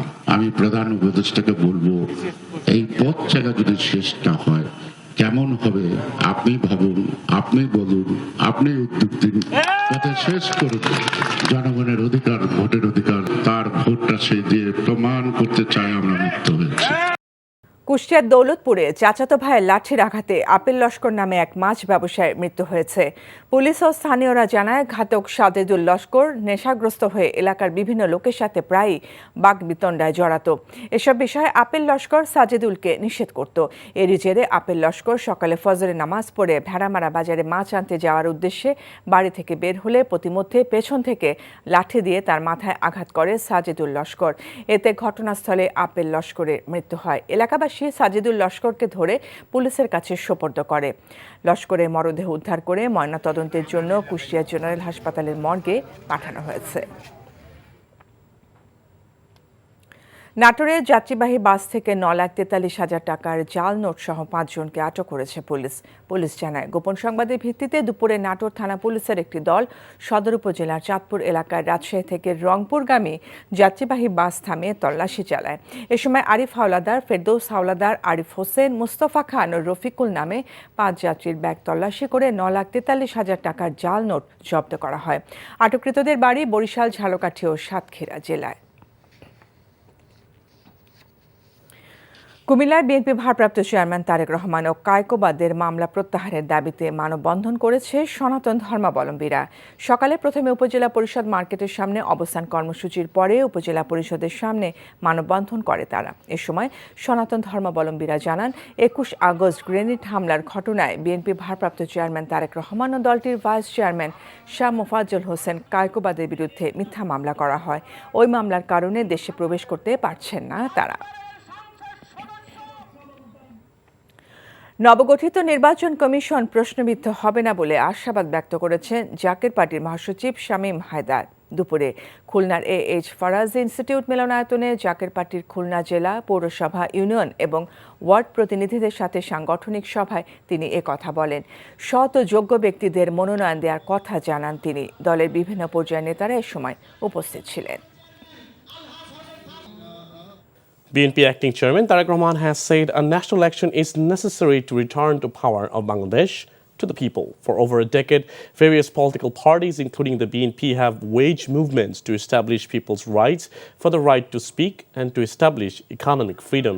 Election is necessary to implement that goal, Tareq Rahman said virtually during his chief guest address at the Chuadanga BNP conference held for the first time in nearly 14 years. Bangladesh has become free from dictatorship and is now being run by the interim government, he said, noting that all political parties have waged their own movements to free the country from this dictatorship.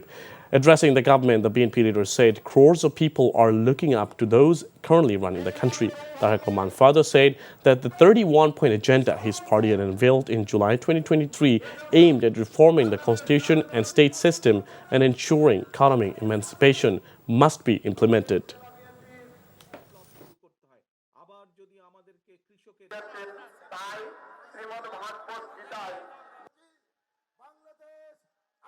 দেশের মানুষের ক্ষমতা দেশের মানুষের হাতে ফিরিয়ে দেওয়ার লক্ষ্যেই নির্বাচন প্রয়োজন এবং নির্বাচন যত দেরি হবে, প্রিয় সহকর্মীবৃন্দ, প্রিয় ভাই বোনেরা, এটি হচ্ছে বাস্তবতা, তত ষড়যন্ত্র বৃদ্ধি পাবে। যেই স্বৈরাচারকে জনগণের অভ্যুত্থানের মাধ্যমে হটিয়ে দেওয়া হয়েছে, সেই স্বৈরাচার কিন্তু বসে নেই। সেই স্বৈরাচার কিন্তু তাদের ষড়যন্ত্রে তাদের দেশি বিদেশি প্রভুদের সাথে মিলে বসে ষড়যন্ত্র করেই যাচ্ছে। July Martyred Memorial Foundation General Secretary Sarjis Alam has said students, people's killers Sheikh Hasina and any of our cohort won't be allowed in politics until their trial ends and punishment is ensured. He said this while attending distribution of checks to the families of July Revolution martyred at Shilpakola Academy in Borichal today. He made the comment while taking the 19-day girl on his lap. Her father, Mazharul Islam Rani, was killed by the autocratic regime during the mass uprising. Rani was sacrificed his life before seeing his child.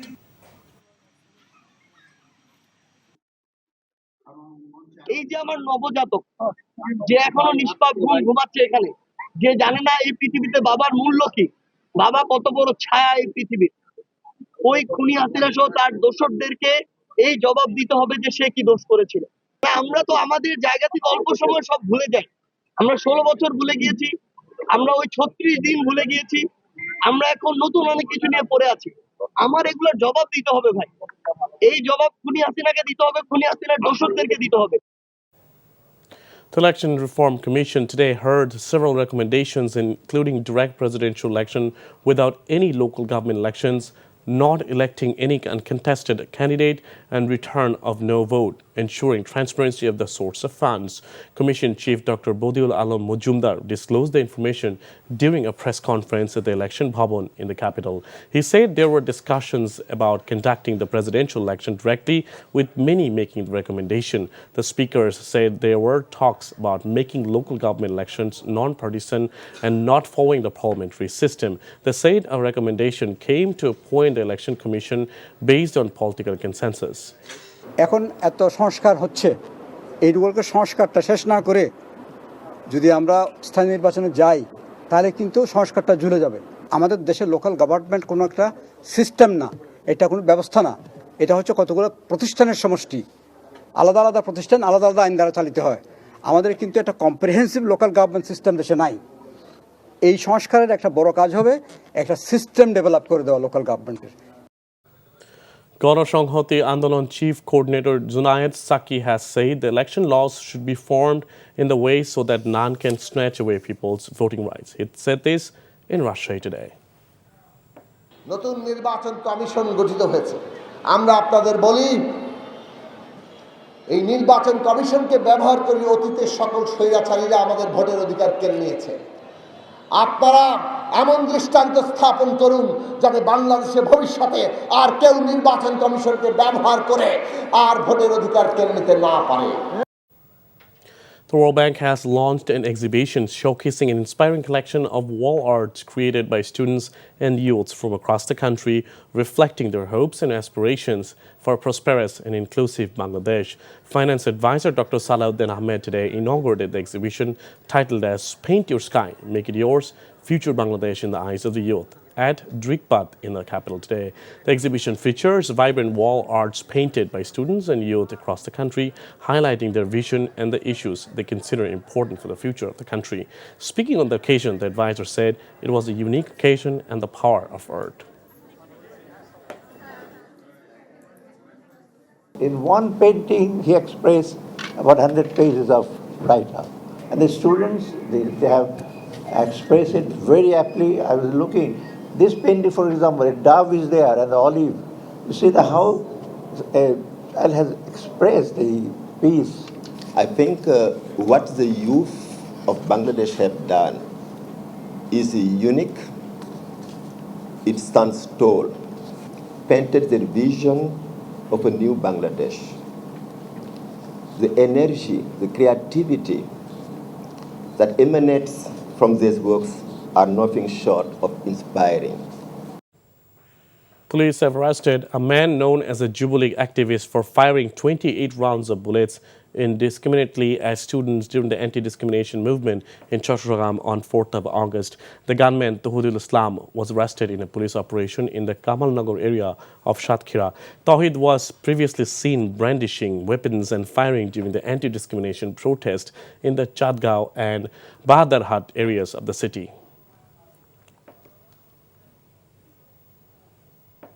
বিএনপির ভারপ্রাপ্ত chairman Tarique Rahman বলেছেন, ক্ষমতা জনগণের হাতে ফিরিয়ে দেবার জন্যই নির্বাচন প্রয়োজন। নির্বাচন দেরিতে হলে ষড়যন্ত্র বাড়বে মন্তব্য করে তিনি বলেন, স্বৈরাচার পালিয়ে গেলেও তার দোসররা বসে নেই। প্রভুদের সাথে নিয়ে তারা ষড়যন্ত্র অব্যাহত রেখেছে। চুয়াডাঙ্গায় জেলা বিএনপির দ্বিবার্ষিক কাউন্সিলে এসব কথা বলেন তারেক রহমান। চুয়াডাঙ্গার রফিকুল ইসলামকে সাথে নিয়ে জানাচ্ছেন ইমরুল আহসান, ক্যামেরায় ছিলেন হেলাল আহমেদ সজীব। 14 বছর পর চুয়াডাঙ্গা বিএনপির কাউন্সিল, নগর জুড়ে ছিল উৎসবের আমেজ। উদ্বোধন করেন বিএনপির মহাসচিব মির্জা ফখরুল ইসলাম আলমগীর। লন্ডন থেকে সম্মেলনে ভার্চুয়ালি যুক্ত হয়ে ভারপ্রাপ্ত চেয়ারম্যান তারেক রহমান বলেন, কাউন্সিলের মাধ্যমে নেতৃত্ব নির্বাচিত হলে দলের সাংগঠনিক ভিত মজবুত হয়। গণতন্ত্র আর ভোটাধিকারের আকাঙ্ক্ষা বাস্তবায়নে অন্তর্বর্তীকালীন সরকারকে সমর্থন দিয়েছে বিএনপি উল্লেখ করে তিনি বলেন, ভোট দেরিতে হলে দেশের সংকট বাড়বে। দেশের মানুষের ক্ষমতা দেশের মানুষের হাতে ফিরিয়ে দেওয়ার লক্ষ্যেই নির্বাচন প্রয়োজন, এবং নির্বাচন যত দেরি হবে, প্রিয় সহকর্মীবৃন্দ, প্রিয় ভাই বোনেরা, এটি হচ্ছে বাস্তবতা, তত ষড়যন্ত্র বৃদ্ধি পাবে। যেই স্বৈরাচারকে জনগণের অভ্যুত্থানের মাধ্যমে হটিয়ে দেওয়া হয়েছে, সেই স্বৈরাচার কিন্তু বসে নেই।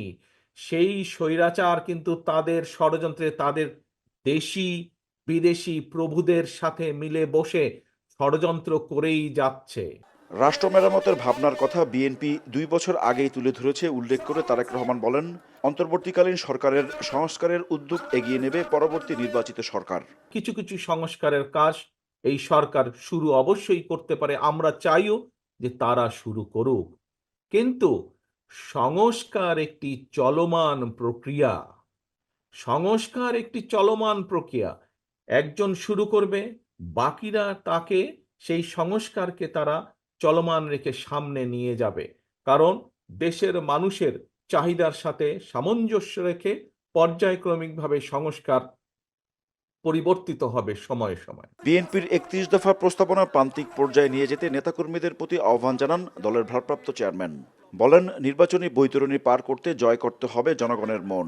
দলের মহাসচিব বলেন, বৈষম্য বিরোধী ছাত্র আন্দোলনের সাথে কোনো বিরোধ নেই বিএনপির, তবে দেশের মঙ্গলের জন্যই দ্রুত নির্বাচন চান তারা। হুমকি দিচ্ছেন মাঝে মাঝে আমাদের কিছু নব্য নেতৃত্ব, বলছেন সব সংস্কার শেষ না করে কোন নির্বাচন হবে না। নির্বাচন বিএনপির জন্য চায় না। বিএনপি নির্বাচন চায় এই দেশকে রক্ষা করার জন্য।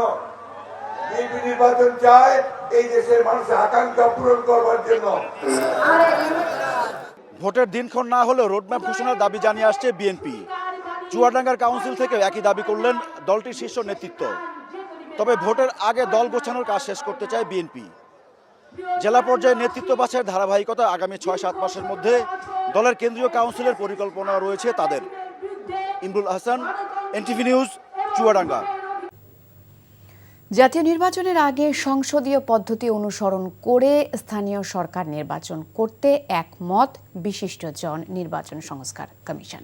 এভাবে অর্ধেকেরও কম খরচে দ্রুততম সময়ে স্থানীয় জনপ্রতিনিধি নির্বাচন করা যাবে বলে মনে করেন তারা। রাজধানীর আগারগাঁওয়ে নির্বাচন কমিশন ভবনে সম্প্রচার গণমাধ্যমের প্রতিনিধিদের সঙ্গে নির্বাচন সংস্কার কমিশনের আলোচনায় বক্তারা এসব কথা বলেন। নিয়ামুল আজিজ সাদেকের রিপোর্টে বিস্তারিত। ইউনিয়ন পরিষদ, পৌরসভা, উপজেলা, জেলা পরিষদ ও সিটি কর্পোরেশন নিয়ে বর্তমান স্থানীয় সরকার কাঠামো, এসব পর্যায়ে গেল এক মেয়াদে 23,000 কোটি টাকা খরচ করে জনপ্রতিনিধি নির্বাচন করা হয়েছে। এমন তথ্য দিয়ে স্থানীয় সরকার বিশেষজ্ঞ ডক্টর তোফায়েল আহমেদ বলেন, এবার স্থানীয় পর্যায়ে শুধু কাউন্সিলর নির্বাচন হবে, নির্বাচিতরাই পরে চেয়ারম্যান ও মেয়র নির্বাচন করবেন। আমাদের কিন্তু একটা কম্প্রিহেন্সিভ লোকাল গভর্নমেন্ট সিস্টেম দেশে নাই। এই সংস্কারের একটা বড় কাজ হবে একটা সিস্টেম ডেভেলপ করে দেওয়া লোকাল গভর্নমেন্টের। একটা শিডিউল দিয়ে সবগুলো ইলেকশন করতে পারবো। পার্লামেন্টারি সিস্টেমে কাউন্সিলর এবং মেম্বার নির্বাচিত হয়। মেম্বার এবং কাউন্সিলররা পরিষদে গিয়েই কিন্তু তাদের এক্সিকিউটিভ কমিটি নির্বাচন করেন। এগুলো একই শিডিউলে যদি করতে পারি তাহলে আমার খরচ চলে আসবে 600 কোটি টাকার মধ্যে। লোক লাগবে 8 লাখ, দিন লাগবে 45 দিন। নির্বাচন ব্যবস্থার সংস্কার নিয়ে ধারাবাহিক আলোচনায় অংশ নিয়ে টেলিভিশনের প্রতিনিধিরা তাদের মতামত তুলে ধরেন। তারাও প্রয়োজনীয় সংস্কার শেষে স্থানীয় সরকার নির্বাচনের পক্ষে মত দেন। স্থানীয় সরকার নির্বাচন নির্দলীয় হওয়ার এবং সংসদীয় পদ্ধতিতে নয় ওনারা বলছেন, কারণ ওখানে দলীয়করণ হতে পারে। তারপরে অর্থের উৎসের স্বচ্ছতা যেন নিশ্চিত হয়। কত শতাংশ ভোট পেলে নির্বাচিত হবে, যে 1% 10% নাকি 50%-এর বেশি, এই বিষয়টার উপর রান অফ ইলেকশন হবে কিনা সে বিষয়ে তারা বলেছেন। বিনা প্রতিদ্বন্দ্বিতা যেন নির্বাচিত না হয় এই বিষয়ে তারা আলোকপাত করেছেন। বিশেষজ্ঞরা মনে করেন, আগে স্থানীয় সরকার নির্বাচন হলে সংসদ নির্বাচন আরও অর্থবহ হবে। Niamul Aziz Sadek, NTV news, Dhaka.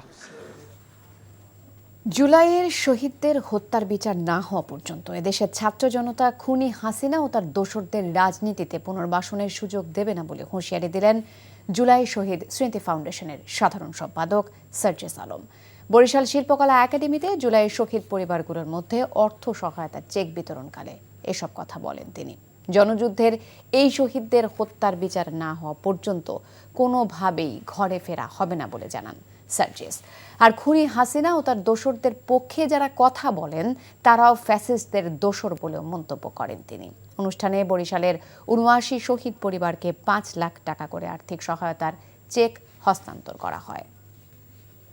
এই যে আমার নবজাতক যে এখনো নিষ্পাপ ঘুমাচ্ছে এখানে, যে জানে না এই পৃথিবীতে বাবার মূল্য কি, বাবা কত বড় ছায়া এই পৃথিবীর, ওই খুনি হাসিনা সহ তার দোসরদেরকে এই জবাব দিতে হবে যে সে কি দোষ করেছিল। আমরা তো আমাদের জায়গা থেকে অল্প সময় সব ভুলে যাই। আমরা 16 বছর ভুলে গিয়েছি, আমরা ওই 36 দিন ভুলে গিয়েছি, আমরা এখন নতুন অনেক কিছু নিয়ে পড়ে আছি।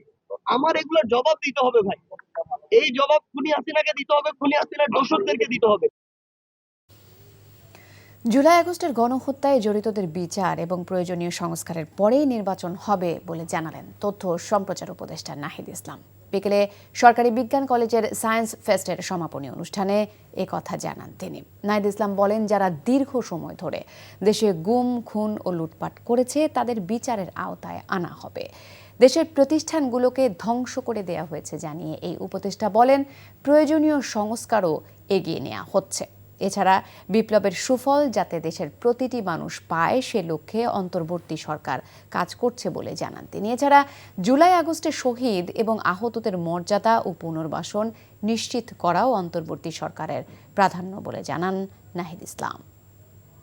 গণ অভ্যুত্থানে যারা গণহত্যায় অংশগ্রহণ করেছে, যারা দেশকে লুটপাট করেছে, দুর্নীতি, গুম, খুন করেছে, তাদেরকে আমরা বিচারের আওতায় আনবো। প্রাতিষ্ঠানিক সংস্কারগুলো আমরা করব এবং এরপরেই আমরা যে গণতান্ত্রিক রূপান্তর, সেই নির্বাচনের দিকে যাব। আজকে আমাদের তাই এই বাংলাদেশের কিন্তু এজেন্ডাগুলোই হচ্ছে সংস্কার, বিচার এবং এই শহীদ এবং আহতদের মর্যাদা এবং পুনর্বাসন।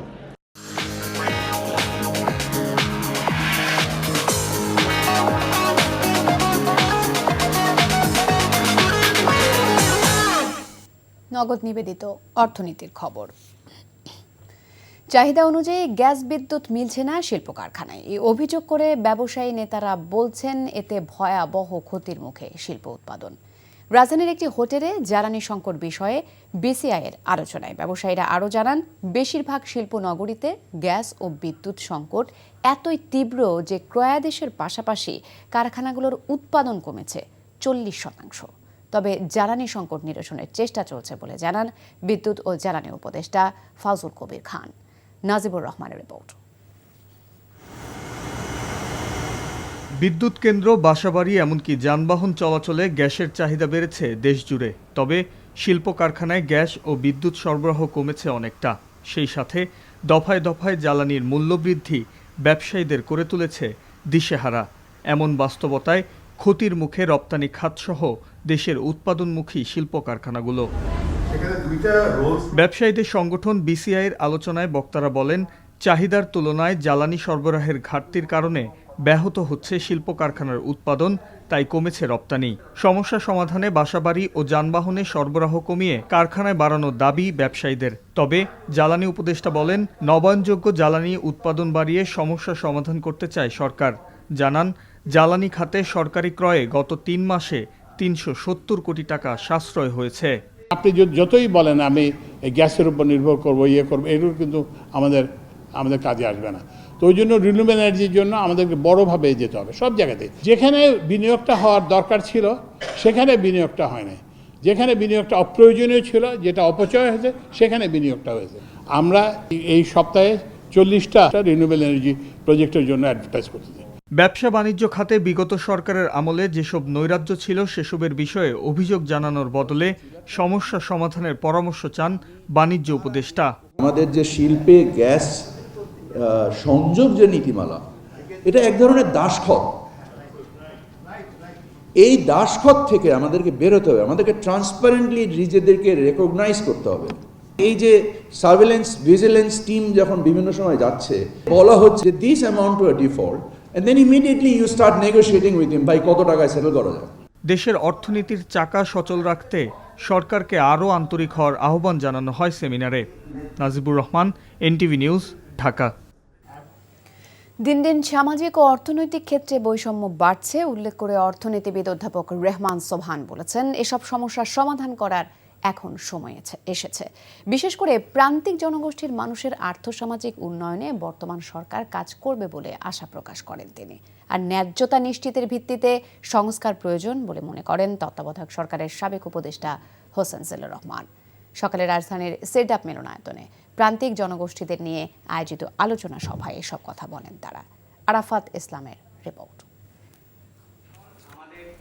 বৈষম্যের অবসান হোক, এই স্লোগানে প্রান্তিক জনগোষ্ঠীর সাথে অংশীদারিত্ব উদযাপন এবং প্রকাশনা উৎসবের আয়োজন করে Bratyajon resource centre BRC, society for environment and human development SEHD এবং power and participation research centre PPRC. অনুষ্ঠানে প্রান্তিক জনগোষ্ঠী বিষয়ক মূল প্রবন্ধ পাঠ করেন গবেষক ফিলিপ গাইন। এখন 178 টাকা দৈনিক মজুরি এবং এই মজুরি কাঠামো নিয়ে নানান রকমের আপনার তর্ক বিতর্ক। সভাপতির বক্তব্যে তত্ত্বাবধায়ক সরকারের সাবেক উপদেষ্টা হোসেন জিল্লুর রহমান বলেন, ঢালাওভাবে নয়, সংস্কার করতে হবে ন্যায্যতার ভিত্তিতে। ন্যায্যতা নিশ্চিত করার সংস্কার হতে হবে।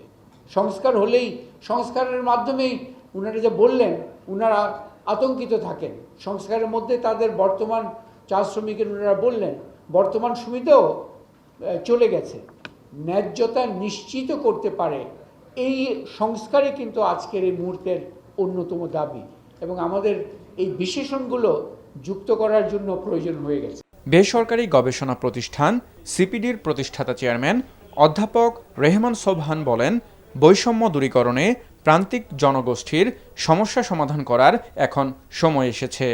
বৈষম্য বিরুদ্ধে যদি আপনি সংগ্রাম চলাতে চান এখানে, তো সবচেয়ে বেশি যে একটু প্রান্তিক সমাজ আছে এখানে, সবচেয়ে যে বৈষম্যের যে বিক্রম আছে এখানে, এটা তো আপনার সব আছে এখানে। যদি কিছু করা যায় এখানে, তো ফসল খুব শিগগিরই হতে পারে। এন্ড একটা সমস্যা যে আমার কালেকটিভলি যে সমাধান করা যাবে এখানে ঠিক করে, এন্ড দেন আপনি এক দল করে আপনি ইউনুস সাহেবের সামনে যাবেন, বলেন কি এইটা করা যাবে আপনার জন্য। এ সময় আদিবাসী, ভিন্ন সম্প্রদায় ও চা শ্রমিক সহ পিছিয়ে পড়া জনগোষ্ঠীর জীবনমান উন্নয়নে বেশ কয়েকটি সংস্কার প্রস্তাব তুলে ধরা হয়। আরাফাত ইসলাম, এনটিভি নিউজ, ঢাকা। এক সপ্তাহের মধ্যে 7 দফা দাবি বাস্তবায়ন না হলে 30 নভেম্বর সারা দেশে সমাবেশ করবে ইজি বাইক সংগ্রাম পরিষদ। সকালে জাতীয় প্রেস ক্লাবের সামনে সমাবেশ করে এমন ঘোষণা দেয় রিকশা, ব্যাটারি চালিত অটোরিকশা, ভ্যান ও ইজি বাইক সংগ্রাম পরিষদ। সমাবেশে নীতিমালা অনুযায়ী ইজি বাইক, রিকশা সহ ব্যাটারি চালিত যানবাহনের নিবন্ধন, চালকদের লাইসেন্স ও রুট পারমিট প্রদান করা, কারিগরি ত্রুটি সংশোধন করে ব্যাটারি চালিত যানবাহনের আধুনিকায়ন করা, বিদ্যুৎ চুরি ও অপচয় বন্ধ করতে ইলেকট্রিক বা ব্যাটারি চালিত যানবাহনের জন্য চার্জিং স্টেশন স্থাপন করা সহ 7 দফা দাবি জানান সংগঠনের নেতারা। এছাড়া ছাত্র শ্রমিক জনতার গণ অভ্যুত্থানে ব্যাটারি চালিত ইজি বাইক ও রিকশা সহ নিহত আহত সকল শ্রমিকের ক্ষতিপূরণ, চিকিৎসা ও পুনর্বাসনের ব্যবস্থা নিশ্চিত করার দাবিও জানান তারা।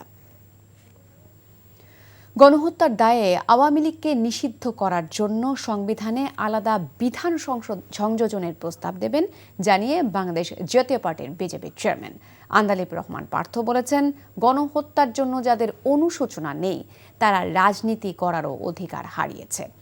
আজ রাজধানীর ইঞ্জিনিয়ারিং ইনস্টিটিউটে বাংলাদেশ জাতীয় পার্টি আয়োজিত সংবিধান সংস্কার প্রস্তাব শীর্ষক আলোচনা সভায় এসব কথা বলেন তিনি।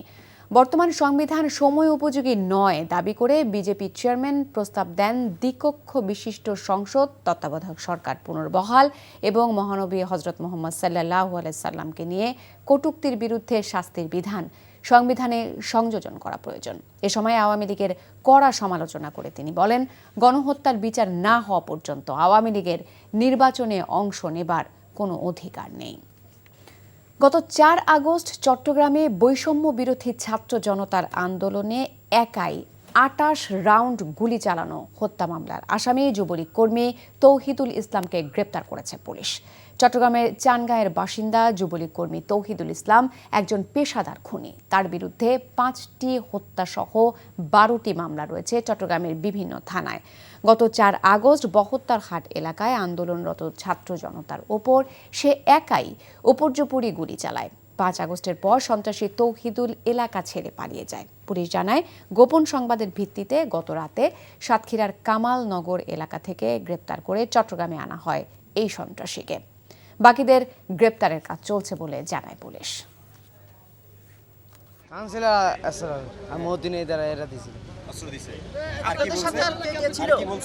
বলছে মানে আমার পুরোনো মামলা আছে, সব খালাস করে দিবে।